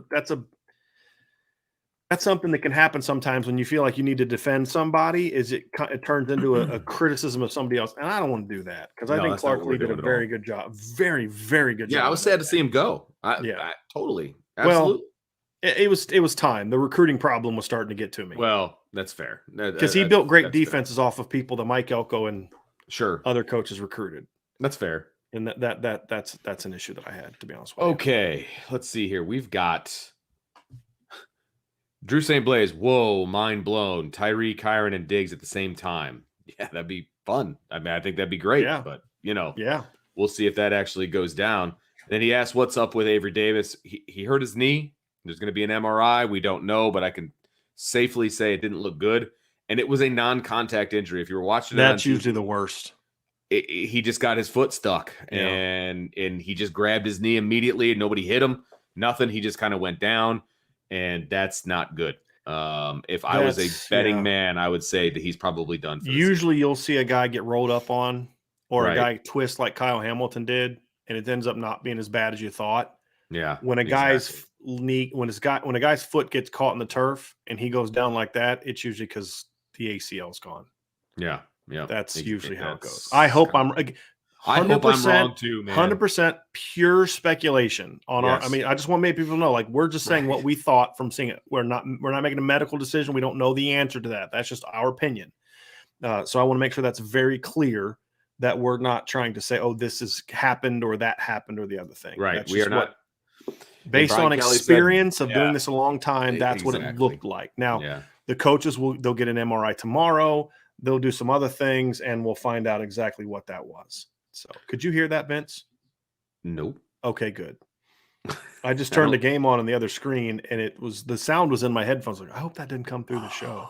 No, it didn't. You're good. D-Rock says Kyron Williams weaving too much today. However, Kyron did recover his own fumble shown on TV. That's something I wrote about in my game observations, D-Rock. So good thoughts on that. I thought today Kyron was less patient. I thought that today we saw him sort of try to jump into making things a little bit too much.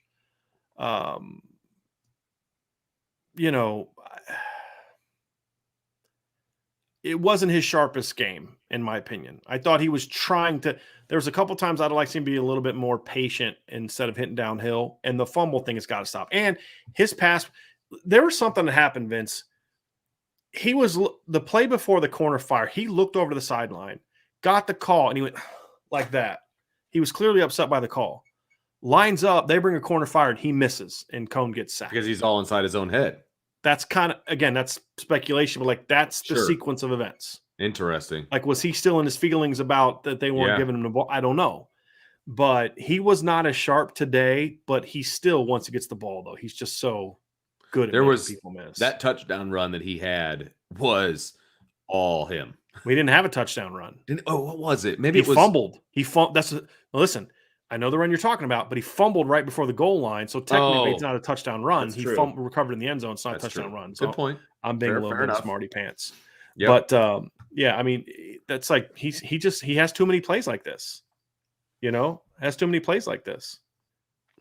Let's see. LSU just turned the ball over. They had the ball 26. It's 20-14. They had the ball with 7 minutes left at the 8-yard line. 8-yard line. Quarterback gets strip sacked. Alabama recovers. Of course they do. And Oregon just scored to go up 8. Yeah. So I'm happy about that because I wouldn't mind playing Oregon in the playoff. But Alabama's just if Alabama. I mean, but here's the thing: who they gonna jump ahead of them? Oregon. Right. Alabama's locked into number 2 now that Michigan State got beat. Yeah, they are. I agree. Flat out.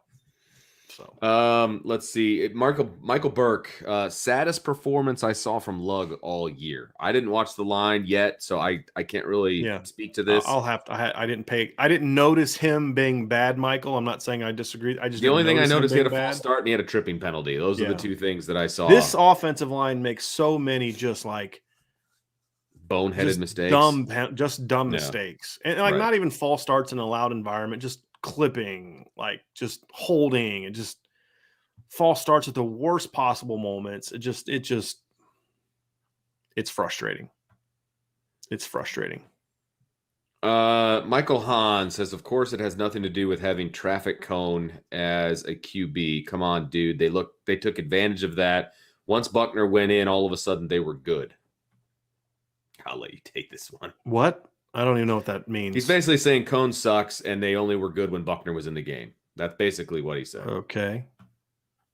Right? All right. That's what I'm getting out of it.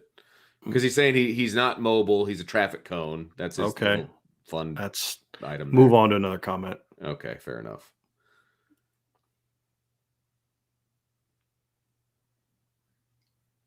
I got something. Here's nice. Drew St. Blaise. I love the community feel as well.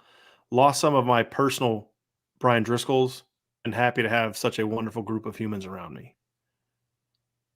I don't know what that personal Brian Driscoll's thing means. I think it means like maybe people around him that like talk football with him. Gotcha. And but maybe you replace that? I don't know.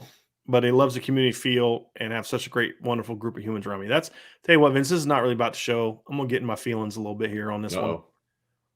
We've had a lot of people in our community have a lot of tragedy in the last 6 months. We've had people lose parents and siblings and get sick and COVID and things. I mean, my mom getting sick, and I got to tell you that the best part about it is that people always felt like this place was a haven to go to, where they could not only come and get away from it, but then share that with this community. Because it's not, this is a football show, but this is a community. And the fact that people feel they can come here and disagree and debate and argue, but also feel that, hey, look, if I go to this group and I tell them something's going on with my mom or something's going on so-and-so, they're going to be there for me. I had people in this community when I told them that my mom was sick. I can't tell you. We had someone who listens to our show every day, who's a doctor in Virginia Beach, left his hospital, his place of work to go to where my mom was. I didn't tell him where my mom was. He somehow found out where my mom was, went and saw her, checked on her. Like if that's not a family, I mean, that's what family does, right? And that's one thing I love about this group. And like what Patrick's chat and all that kind of stuff. Like I love it. Absolutely love it. That's what makes it fun to there's days I don't want to do the show today. I just got so many things but then I'm like, but then I can't be my people. Yeah, right. And I absolutely love that. Absolutely love that. We got a super chat down there if you want to grab it. A lot of comments from Sean O'Hare. Another one from Sean O'Hare. Thank you for that, Sean. Big finish. Who surprises us in the last three and who disappoints? Ooh. Is it fair to say Logan Diggs can surprise, or is he already surprising? I think he's already kind of there, don't you think? I mean, no, I do. But he's not a surprise to me. Well, it's a surprise he's getting on the field. I just don't trust. I mean, I don't trust. Well, they had no choice. Again, I mean, they didn't travel SIBO and Tyree got hurt. They didn't have a choice. You know what I mean? Like, who surprises? I think Xavier Watts is going to end up being the second best safety by the end of the year, right? I think that's a little bit of a surprise. How about that? How about that projection? I like that. Who disappoints? I'm in an optimistic mood tonight. Nobody, baby. Nobody. And they're going to put it together the last three games. And the three games they're going to play. I feel like it's going to be hard for guys to disappoint us. Yeah. There might be some coaches that might disappoint us, but I don't know. I don't want to throw any players under the bus at the moment. You know what I mean? Yeah. That's kind of how I feel about the whole thing. So, yeah. Yep. We got another super chat down there if you want to grab it, Brian. Yep. Got from Michael Burke. We got a super chat from Michael Burke. Thank you for that, Michael. And then we have another one down here from Kay Grant. I see the avatar. I know what it is. Kay Grant says, IB Nation is different. Love this place. And that makes me feel really good, man. That is it. That was like our, if we had like a mission statement, like that would be it. You know what I mean? Like when we first started talking about doing this thing, like we want to be different. And I remember talking about that with you and how we saw different things happening and going. And you're like, we just want to be different. I was like, let's be different than everybody else. Right. Let's not compete with anybody. Let's just be our thing and be different. And that's what we're trying to strive for. And the fact that you guys are picking up on it is like, I like this. I love it. From my man, Paul. A day without IB is like a day without sunshine. Tommy Guns with facts says facts. Sean O'Hara, IB facts. Jay Clampin Investments says, how do I get behind the scenes BVG stories? I believe you are a member of the message board. So you can shoot me a DM there. and somebody asked me some questions about rivals on the message board. I decided it probably was not best because it is still, even though it's a private board, it's still a public forum. I mean, people from rivals can pay money or get a subscription from someone, which I guarantee has happened, and see, and then get all sensitive about it. So I just sent them a private message with some of my stories. So shoot me a DM on the message board, and I'll have some BVGs. Or here's an even better one. This actually, you know what? Come to a tailgate. I shared some BVG stories of the last tailgate we had. Yeah, you did. Because then it's like, hey, everybody has to put their phones in water, because there's no recordings. Everybody, power your phones down. Okay, we're gonna have some talks here, but no, that's the best way to do it. Oh my gosh. Okay. Yeah, thank you for that super chat. I need to take my son's cell phone away. Yeah. Not happy with what he just texted me. Okay. All right. Anyway, now I'm curious. I'll send it to you if you really want to see it. MD still has not played a complete game on both sides of the ball. Wonder what that would look like. Yeah, that's a great point. I wrote that was part of the thing I put in my my midweek musings this week, Curtis. I think it's a great point. Is this team is still not even come close to putting it. It's like the offense plays well one week and the defense doesn't. The defense plays well another week, most weeks, and the offense doesn't, or the special teams doesn't, or this player doesn't do well, or that player doesn't do well. It's just like they haven't come close to putting it all together yet. I mean, they really haven't.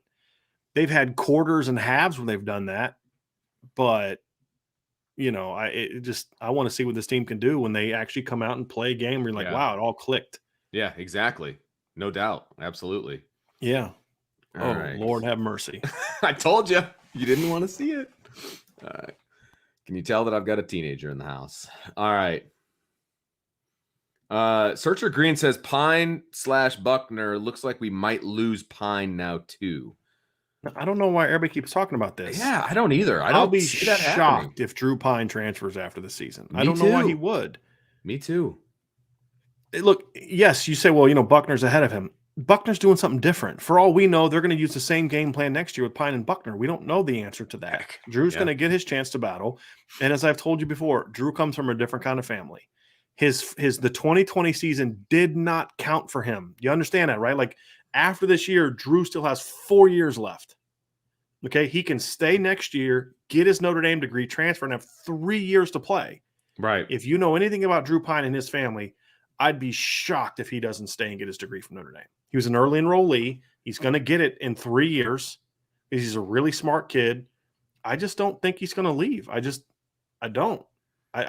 Not every kid is going to transfer simply because he's not starting. Otherwise, if you think there's a lot of transfers now, if every kid that wasn't starting transferred, it'd be 22. Well, 22 positions, right? You're at least 2 deep on each one. So 44, right? I mean, you know what I mean? Like 44 kids per year are going to transfer. I mean, it's not going to work like that. Right. Especially with a kid like Drew Pine. Now, if they did something to him beyond, like something different. Personal to him, that'd be a little bit of a different deal. That's absolutely different. Right. All right. Drunk Vigo. We should have more explosive plays with Kyron, Lindsey, Styles, Buckner. Agree. Yeah, no question. Agree. We saw that today. I mean, he didn't even mention the guy that had the explosive plays today, Kevin Austin.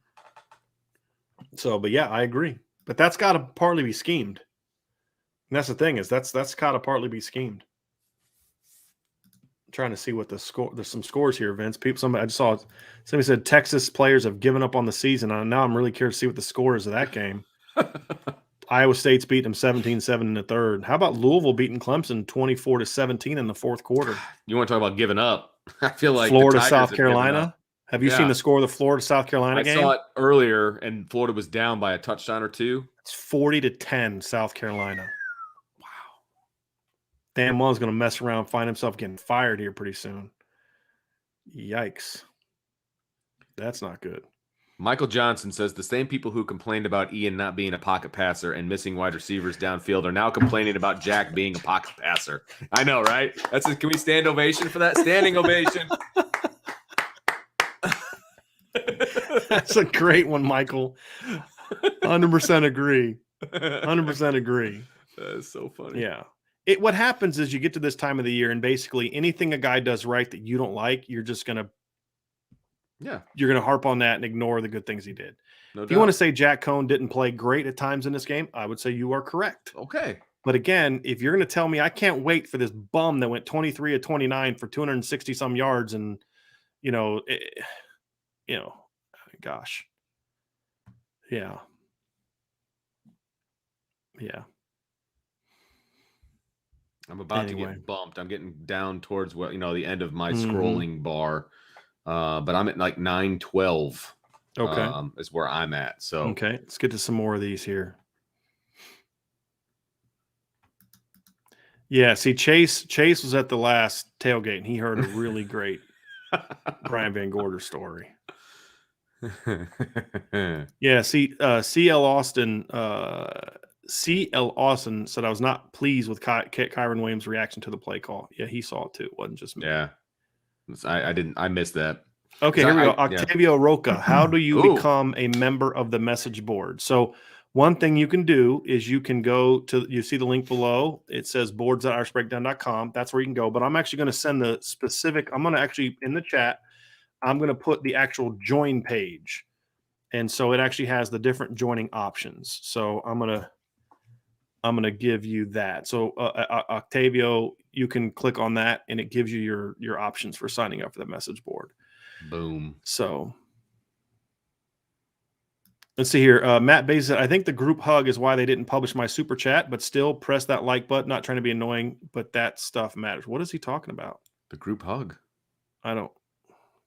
We try to put all the super chats up. So if we missed yours, dude, we apologize. We thought we had them all, but put your comment down. We put up 2 of your super chats, so I'm not sure what you're. Yeah, put your comment down and we'll put it up. Not in a super chat. Just say, hey, this was my super chat, and then we'll put it up. I apologize. I thought we grabbed them all, to be honest. I thought we were doing pretty good about it tonight.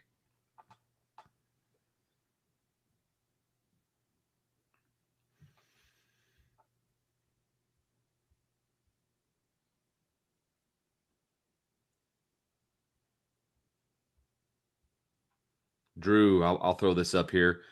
Drew says, man, as always, IB really makes a difference in people's lives. That is why I love y'all so darn much. All the love and support in the world. This has been a great outlet for me as well. Thanks, Drew. Absolutely. And Drew's local, I do believe. I think he said he lives right near campus, which is awesome. So love having. While you're looking for some of these, Vince, I'm gonna go down here to some of these. Like as you're scrolling to find them, I'll pull some up too. Ty B says, you think Chris Tyree could play the slot? I think that would be a great way for him to get back on field since Diggs is playing so good. I still think you can play all three. I mean, that's the thing is you can still play all three of them. There's no reason you can't play all three of them. So, yeah, absolutely. Let's put it this way: we're all interested for the Tuesday night, show about where everybody's going to be ranked. I'm interested for the noon press conference from Brian Kelly to see who they've decided to kind of take some reps at wide receiver. That will tell me a lot about where they are with things, if that makes sense. So Joey Green says, I agree with Brian. See, that first part, I have to put it up because somebody agrees with you. Yeah, that's an automatic you're getting in there. And if Matt would have put, I agree with Brian in the super chat, I guarantee you Vince wouldn't have missed it. That's right. Says, I agree with Brian. I would take Jeff Brom. I believe that is who that's supposed to be as the next head coach. Correct. Big game, Jeff Brom. Alabama number 2 and number 3 got this the ball year. Back. Somebody said we missed a couple of them. Really? Yeah. So, I mean, as we've said before, when there's a ton of comments coming down, we're going to miss some, right? So just don't take it personally. Just put it in there and we'll still get to it. It's a technical It's not thing. intentional. It's not intentional. It's technical. Like I can't. So here's the thing. I can't scroll back up and find all the super chats. All I can see, okay, I see one from, okay, we got his, we got from Kay Grant's, we got Sean O'Hara's, we got Michael Burke's, and then I can't go beyond the 954 point in the show. Right. For whatever reason, it just doesn't, the way that StreamYard is, it is what it is. So it's not intentional. Yeah. So here's a good question. So while you're looking, Vince, just ordinary Joe, speculate. What were the parameters which triggered the put in Buckner today? What characterized the pre-agreed upon Buckner situations? Today, it didn't look like there was any rhyme or reason. To be honest with you, Joe, like the last couple of weeks, it was okay for like 2 plays to quickly do something or red zone. Today, it's like they didn't play him early at all, and then just randomly put it in, and it was like. It was just like, okay, and then they left him in. It was kind of strange, to be honest with you. Yeah, we do have a super chat down here from Sean Stewart. Thank you for that, Sean. What do you guys think about our own triple option of Buckner, Diggs, and Williams? Man, we've been talking about this all year. I mean, we've talked about doing it with Avery Davis. We've talked about doing it with Tyler Buckner. I would love to see something like that. And it's easy to be a part of what they do, but honestly, RPOs are essentially the Notre Dame version of a triple option. Right, exactly. And they had one. They had one, and I think Cone ran the same play that Buckner ran. It was an option run first, and then the quarterback runs out, and then he has the option to throw it to Mayer or keep running it. And I believe both times they threw it to Mayer, and it looked a little awkward because I don't think Mayer got enough depth on his route. And so it was almost like a 3-yard pass or what. I mean, it was really short. And so it felt awkward, but that was basically a triple option. It was give. Yeah, it was actually it was actually a screen, and that's one thing I hate criticizing a guy that got hurt.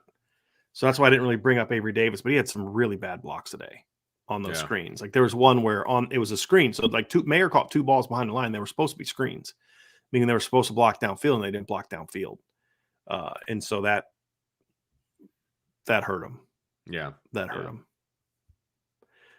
It's just funny watching a team play, and you're like, some teams you're like, I know they're going to get this, and then other teams you're like, yeah, okay, I know that LSU's got the ball, but I have no faith or confidence that they're going to actually do what they need to do to win. You know what I mean?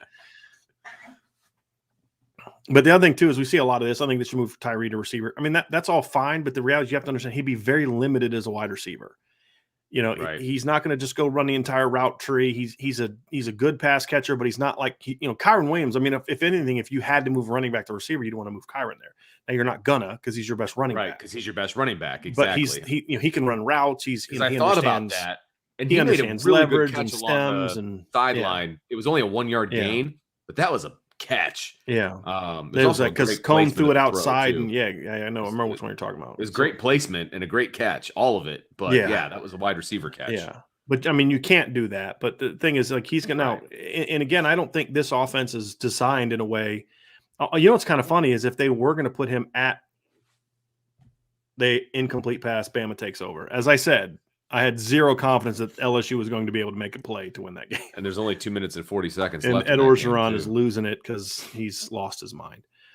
But that's the kind of thing, Vince, that they would have to change the offense to what we have thought it should have been all year to make it work with Chris Tyree at running back or receiver, meaning a lot of RPOs, jet sweeps, reverses, a lot of stuff like that. Right. That would be the thing that they would look for. Here's one down here. This is interesting. Darren Calhoun says, why does Braden Lindsey get no deep ball? It's all Austin. Well, number one, that's all he did early in the year. And then now he's not doing it at all. It's like, that's the thing. There's like no rhyme or reason to some of the things that they do. Like early in the year, all they did was send him on deep routes. Now it's like they don't send him on any deep routes. It's puzzling, Dennis, Darren, to be honest with you. It's been real puzzling to see that. Absolutely. A lot of conversation about the games that are being played that aren't Notre Dame in the comments. So that's why I've skipped a bunch. This was his super chat, he said. No big deal, guys. All I said was there are 453 watching this show on a Saturday night. That means we like it, so press the button. Yes, hit the like button. Appreciate that. That's very good. Very good, Matt. Very Love good. That, Matt. I honestly do not remember seeing that one. Yeah, no, I don't either. Yeah, it definitely was during one of those times when we had a bunch of them going, so I apologize, Matt. Man, I just knew they were going to choke that one. But still, though, I'm curious to see how they're going to handle this Alabama struggling at home against a bad LSU team. Exactly. They'll keep them at number 2. That's how they're going to handle it. Are they going to use the same thing that they used for Notre Dame against North Carolina, or Cincinnati, where they struggled with some teams that aren't very good? Curious if they're going to have the same, or if they're going to well, and UCLA's strength of schedule is taking a hit because Boise is curb stomping Fresno right now. It's 33-7. So that's not. And Colorado has the ball late in the game against Oregon State. Colorado is up 27-24 on Oregon State. So one of the hopes is that for Oregon was that Utah and Oregon State would keep winning. Well, there's going to be no shot of Oregon State getting in the top 25 now. They're about to fall to 5-4. That's the kind of game you cannot lose. When you're an ascending program like Oregon State and you're 5-3 and you got a shot to get bowl eligible at Colorado, who stinks, you can't lose that game. Chase Talk Sports says, do you believe the offensive line improved this game/week? I do think if we continue on this trajectory, we could, not will, be a good O-line unit. They took a step back today, in my opinion. I don't know if you agree with that, Vince, but I think they took a pretty big step back today. I didn't watch them. All I watched was them. It was there not be much run room up the middle, which means they weren't getting a push, which means they weren't opening holes against an undersized front from Navy. And they weren't as bad as they were the first 5 games, but they weren't nearly as good as they were the last. But they're not ascending still. Like they plateaued. Right. Well, I would say they went back down. Okay, so there you go. I would say they fair enough. Again, and it could just be a bad game, right? That could be it too. Sure. And Navy's run defense has been decent this year, so it could just be that. But I'm sorry, you shouldn't be held to the same standard of Houston and Air Force and Central Florida and SMU and Memphis and Cincinnati and Tulsa. You're Notre Dame. You should be able to run the ball better than those teams. But it is what it is. No doubt. Brian Denbo, bro, I love this place. Yeah, it's great. Me too, Brian. Me too, buddy.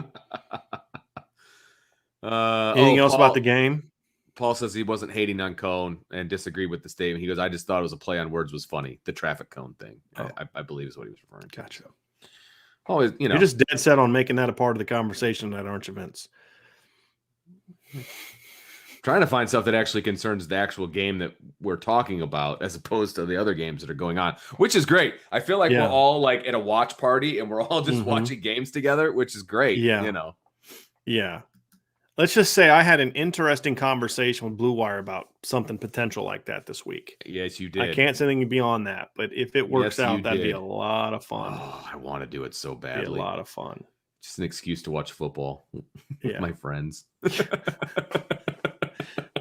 Because my friends are all virtual. All right. Searcher Green's right, man. You're being a little bit of an instigator tonight, Vince. Ooh. All right. Wouldn't be the first time I've heard that. Brian Hazen, smash the like button. These guys deserve it. Thanks, Brian. Appreciate it. Yeah, I got a comment here that I saw, Vince, from Dean Carter. Says, in an up-tempo game, you shouldn't see a lot of deep passes. That's probably why you don't see too many long passes to Lindsey. I strongly disagree with that.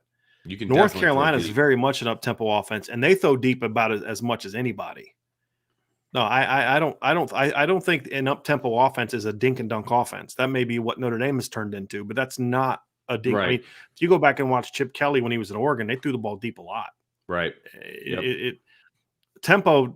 I think the other thing too is people have to understand that A doesn't always mean the same thing. Like you do one thing, it doesn't always mean it's always going to look the same, right? Not every West Coast offense looks the same. Not every air raid offense looks the same. Not every spread offense looks the same, right? You're going to take I've said this before. You take Mike Shanahan's West Coast offense with the Denver Broncos. It looks quite a bit different than the West Coast offense that John Gruden's run late, especially later in his tenure, right? And it's going to look different than what Andy Reid has done, even though they're all West Coast disciples. Tempo for some teams may be quick dink and dunks, but for a lot of good tempo teams, I don't at all believe that you're not going to see deep balls. Because again, they ran a lot of tempo against Florida State and threw the ball deep like 8 or 9 times in that game. And then they were having Lindsey run on go routes at all. Tempo is about what happens between the whistles. Correct. Yeah, not what happens post snap. I was just going to say that it's getting from play to play, not necessarily the play getting out of the hands of the quarterback quickly. Yeah. Right. I mean, Yep. Here's another one from Scott L. Why doesn't Notre Dame's schedule get more respect for being reasonably tough? It may not be elite, but up to the point it's arguably toughest in the country. Everyone but GA and Oklahoma has lost. I don't disagree. I don't agree with that. It's not in the conversation as one of the toughest in the country. I do though think this year it is getting respect for being tough. I mean, their strength of schedule and strength of records top 25, which is why they rank ahead of Baylor and Oklahoma State, who are other one-loss teams that rank below Notre Dame. Because I think there is respect to your point. There aren't a lot of great teams on Notre Dame's schedule, but every team has been at least decent so far. Yeah. So that's kind of what I would say. Got a couple super chats here, Vince. One from Ryan Feeks. Thank you for that, Ryan. 757 Pride. Love listening every day. Keep on keeping on. That's 757, Vince. That's my place in Virginia. Yeah. So I always love that. Love hearing people from 757. So I appreciate that very much. Thank you for the super chat, Ryan. And then we've got another one down here from Doug Lapachin. Prediction: Houston beats Cincinnati. I hope that's their second loss as well. Notre Dame wins out. Navy beats Tulsa. Cincinnati struggle to beat Tulsa. Cincinnati should be behind Notre Dame. So he's predicting a one-loss Cincinnati. I could see that happening. I could too. Because, again, the committee is going to look at the overall body of work. Correct. And if Cincinnati continues to struggle and then loses to Houston, that, Doug. I could see that. And I'll tell you what, right now, Notre Dame fans need to be the biggest Paul Christ, Jeff Brom fans in the world. Because you want those two teams finishing in 9-3. Absolutely. Because if Purdue finishes 9-3, which again, I don't think is going to happen. Although if they did, it'd be huge. Because you know who they play here in a couple weeks? Or next week, actually? Ohio State. That's right. But then they finish after that, Northwestern and Indiana. Those are two very winnable games. Yes. They go 1-2 down the stretch. All of a sudden, they're 8-4. That's a very plausible. And maybe a top 25 team. Absolutely. You could sneak them in the top 25 at 8-4. Sure. Absolutely. Especially if you can jump them in this week. Well, and again, they've got wins over the number 2 and number 3 team in the country when they played, right? So, and if they lose to Ohio State next week in a competitive game, they're not going to jump. They're not going to drop. Yeah. Because then that helps the committee twofold. It helps them with Notre Dame and it helps them with Ohio State. Since we've established that they're going to move teams around out of the top 15 to help the teams they want to be in the playoff. Right. Exactly. Yep. We talked about biggest surprises and biggest, whatever. Brian Denbo says, will Rocco be the biggest surprise? We're going to be surprised that he doesn't play a single snap of college football as a freshman. That's what we're going to be surprised by, which is absurd. Yeah. Absolutely absurd. Matt, are you guys tailgating for the last home game? We will not most likely not be doing that. May change and we'll let y'all know, but the plan is right now that we won't be. You never know. And if we did something, it would probably not involve like food and stuff. It may just involve like hanging out. Like yeah. But I'll let you know. I'll talk to Vince and I'll talk to my wife and we'll see what's up. I'm sure you've already seen the ending of the LSU Alabama game, but I'm seeing the last play right now. So don't tell me what happens. I didn't see it. Oh, I bet that was a hold. Called a personal foul. So the game's over. Well, there's a flag on the play. You just said the game is over. Okay. It was on LSU. No, I was to say I figured it was a hold. All right. Anyway, they called face mask. I thought. Did they? Like hands to the face. I thought he went like this. I'd have to go back and look. He might have gone like this, but it was a penalty on LSU. Yep.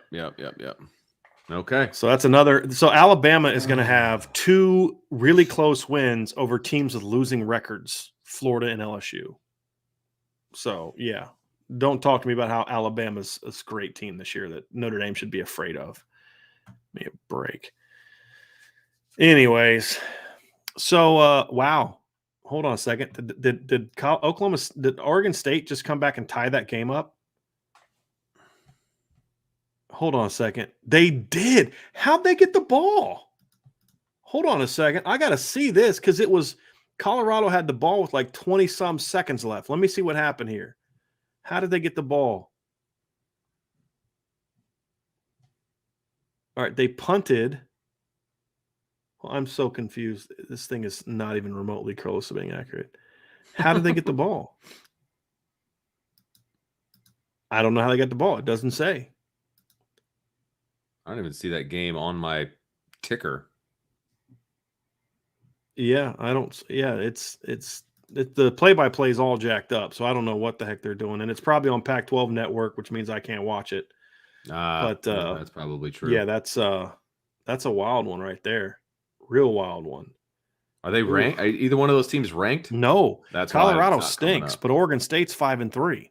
Oh, and if Oregon State beats them, and if I remember correctly, they've got some very winnable games coming up. The thought was that they could jump up overtime and possibly be ranked. So anyway, well, yeah. So here we go. Tommy Guns, I'm here for all this stuff. Keep it going, guys. I appreciate that. Appreciate that very, very, very much. Hey, did you see? I sent you a text, by the way. Yeah. Jeff Hoy says, I'm sure due to licensing issues, it's possible for you to add actual game video when breaking down examples of critical plays, but that would be so cool if possible. Love IB, rock. We are actually working on that. We've been working on that all year. We're having some technical things. It's probably going to cost me to get a new computer, which I'm going to do at some point in time here very soon, because that's definitely something we want to do, but we just haven't been able to make the technology work. But you have to that's only going to be available to message to people who are part of the IB message board. Right. But we've had a couple things on the board like that. We haven't had as much as I would like. So anyway. All right. I think that is going to do it. I think that's about, because I'm catching up to where you were. Yeah.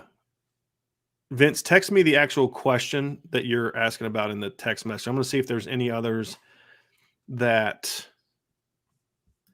Rob did off subject, but since the questions are dwindling, does Coach Bray and Irish Hoops get back to the NCAA tournament this year? I think it's possible.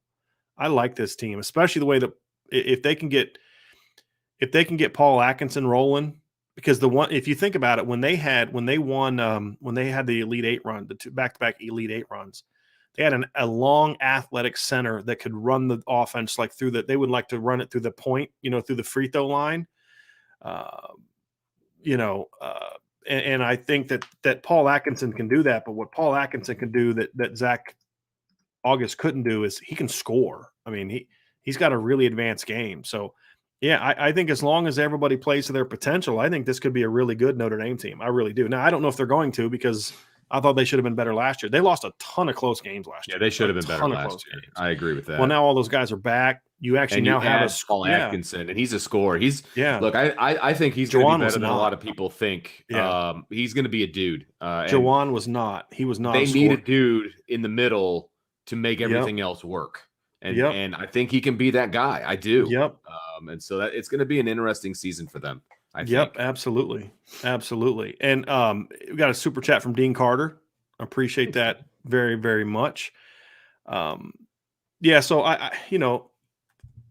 see. We'll see. Yeah, we'll see. It's going to be, I'm trying to find out where.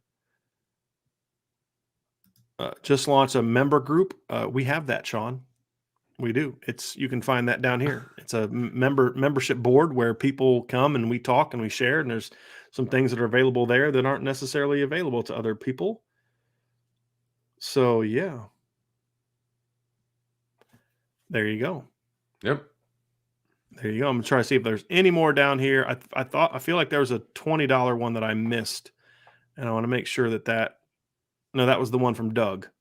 Yeah, that was Doug. We did see that one. That was Doug. Yep. Paul, what happened to the soft pretzels in the stadium? They are now small and taste like a microwave piece of bread. Because they are. I didn't get any food at the two games I went to, but I went through the line when I got that drink, Vince. I was going to get a soft pretzel because I love soft pretzels. Yeah. And when something doesn't even look good, like it doesn't even like aesthetically look good, and I was like, no, pass. I had to the food there was disappointing. In the concession stand for my son's soccer game, and I'm never going to get a soft pretzel again. Yeah. Just throwing it out there. Yeah. We didn't talk a lot about this today. Craig Kelm said, amazing play from Kurt Heinrich today, dominated the middle. We kind of talked about it as part of the bigger group, but man, he really was. 10 tackles, man. He dominated. It wasn't just the numbers. I mean, his numbers, for a nose guard to get 10 tackles, 2 tackles for loss and a sack is really impressive. Yes. It's not quite as shocking against a triple option team that just runs right up the middle all the time. But I mean, he just was consistently dominant today. He was really good. Yep. Really good. And I mean, the fact that he was blowing off the line of scrimmage and getting off before linemen can get out of their stance basically he was playing like a man possessed and in a great way. So that was great. Joe P, I want to put this up. This was my first trip to Notre Dame for a game in person. Awesome trip. And let me tell you, Joe, it was the picture perfect day of weather for a fall day on Notre Dame's campus. I'm telling you, it was so ideal. The colors were popping. There was no rain. There wasn't a cloud in the sky. Like, it was perfection. So you picked a perfect game to come to Notre Dame Stadium. No doubt about it. Yeah, it really was. And I agree with Mace here. Join the message board if you haven't. It was really a beautiful fall day. I said this to my wife. She's actually out of town today. But I said, boy, I left my because we have dogs, and we have a deck and a decent backyard, for dogs, and then it's fenced in so they can go outside. Well, I don't like to just open the door and just leave it open, and we can't open and let them out and shut it, because then Rita panics and she just comes back to the door. She doesn't want to be left outside. So my wife bought one of those it's a magnet thing. Yeah, and it's but it's like mesh, and they can just come through go in and out, and it shuts on its own. I had the door open for like 5 hours today. Right. I mean, it was such a beautiful day. The girls could just kind of keep going in and out, and it's just, now it's got a little closer to the end of the game. It's getting a little bit chilly. No, it got a little chilly. During the afternoon today, it was a beautiful day in South Bend. It really, really was. It was awesome. Really, really was. And Paul just got home from the game, and it was an amazing amount of respect and how classy Notre Dame did the veteran tribute to all branches today. God bless the USA. And I still love the thing they do at the end of the game. I think that's.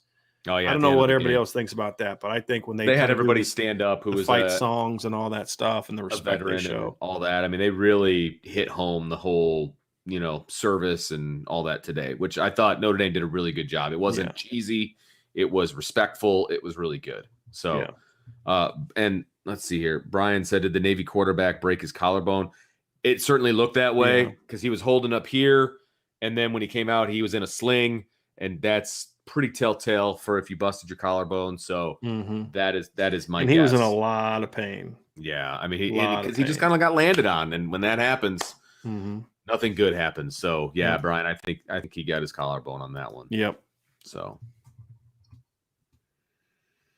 I think that's about it, Brian. Is that it? Yeah, I think so. All right, then that's going to do it for today's show. Appreciate everybody being a part of it. This is a fun show. Searcher Green with the super chat at the end. Thanks for the place to vent with fellow Notre Dame fans, and you are welcome. No problem, man. Yep, you are absolutely welcome. It is like therapy over in the chat as we, see things go down.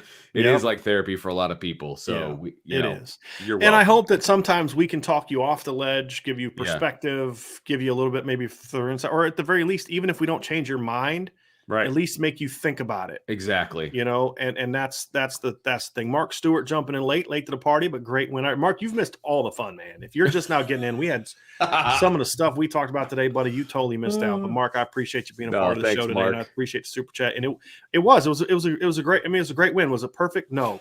Are there parts of the team that need to play better than they did today? Sure, but it was an absolutely brilliant defensive performance, and the offense, for all their struggles, made big plays when they needed to, and got it done. So, and the special teams played a role. Special teams played a pretty clean game today. I mean, Jay Bramlett's punt, and that really changed. I mean, at that point in time, if you think about it, it was 17-6. Navy had just put a drive together not too long before that. Notre Dame's offense is scuffling, and Jay Bramlett pins him at the 1, which then allowed the defense to go get a safety. After a lousy punt, by the way. His first punt was terrible. Yeah. And then he came back and hit two pretty good ones. So return game was solid. You had a couple. Kyron had a decent punt return. Matt Salerno had a nice kick return. It was a good win. It was a good win, and I was happy to see. You didn't see this, Mark, but I was happy to see Brian Kelly punch that one in at the end. I thought, although that was the closest I've ever seen to Brian Kelly saying like we need to style points, right? I mean, that's kind of how I felt about it. So, tomorrow, 8:00 p.m., we're going to have our Upon Further Review. Monday at 12:30, we will briefly talk about whatever Brian Kelly talks about, but then we're going to talk about this crazy weekend of college football. Tuesday, we will have a normal Tuesday afternoon show. We will start previewing the Virginia game because I don't have to start breaking down the triple option, so I'll be in a much better mood to talk about football that morning. Thank you, Kay Grant. And then that night, it'll just end up being probably 7:45 again. So we were going to do 8, but we may do 7:30, 7:45. Just as soon as the top 25 gets out, we're going to have it up pretty quickly. So I think we may just set it for 7:45 again. Because it shows at 7. Right. Right.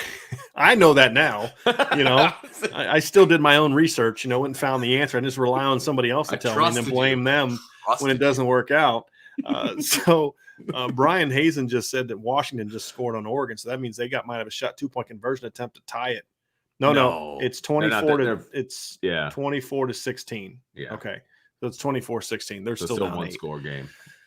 So, so then Tuesday night after the college football playoff ranking come out, we'll come on and we'll talk all about that. Wednesday, back to Virginia preview. Thursday, Virginia prediction show. Friday, mailbag. Hopefully Vince won't bail on us this week for any of the shows. I'm kidding, obviously. I know. But that's our schedule for this week. And it'll be 12:30 during the week, and 8 o'clock tomorrow night, 8 o'clock Tuesday night, and then 12:30 the rest of the week. So appreciate everybody being here. Oh, Griff says the rankings are at 9, I thought, this week. Let me see here. If that's there must the case, be like a basketball game or something, we'll be like on that. at 9:30. I mean, I wonder if the rankings will come out at halftime and then the show will be afterwards, because they've done that before where they just release the rankings like at halftime of a basketball game.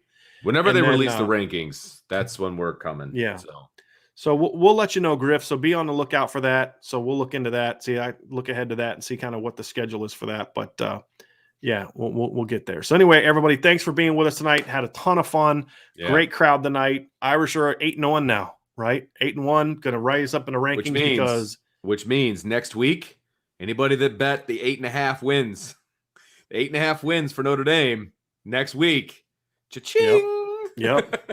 Well, they're going to get it in the next 2 weeks. I still can't believe that was the most absurd over-under. Like, if that wasn't the easiest money you could have ever made in your entire life. That's what I'm saying. That's all I'm saying. Oh, my gosh. This is ridiculous. Absolutely ridiculous. Anyway. All right, everybody. Hey, great night. Thanks for all the super chats. Thanks for everybody that was part of the show. Thanks for everybody that asked questions. And thanks for everybody that watched. So, for Brian Driscoll, publisher of Irish Breakdown, Vince D'Addario, football analyst Irish Breakdown. You all have a great rest of your night. Enjoy the rest of these games, and we will talk to you again tomorrow night.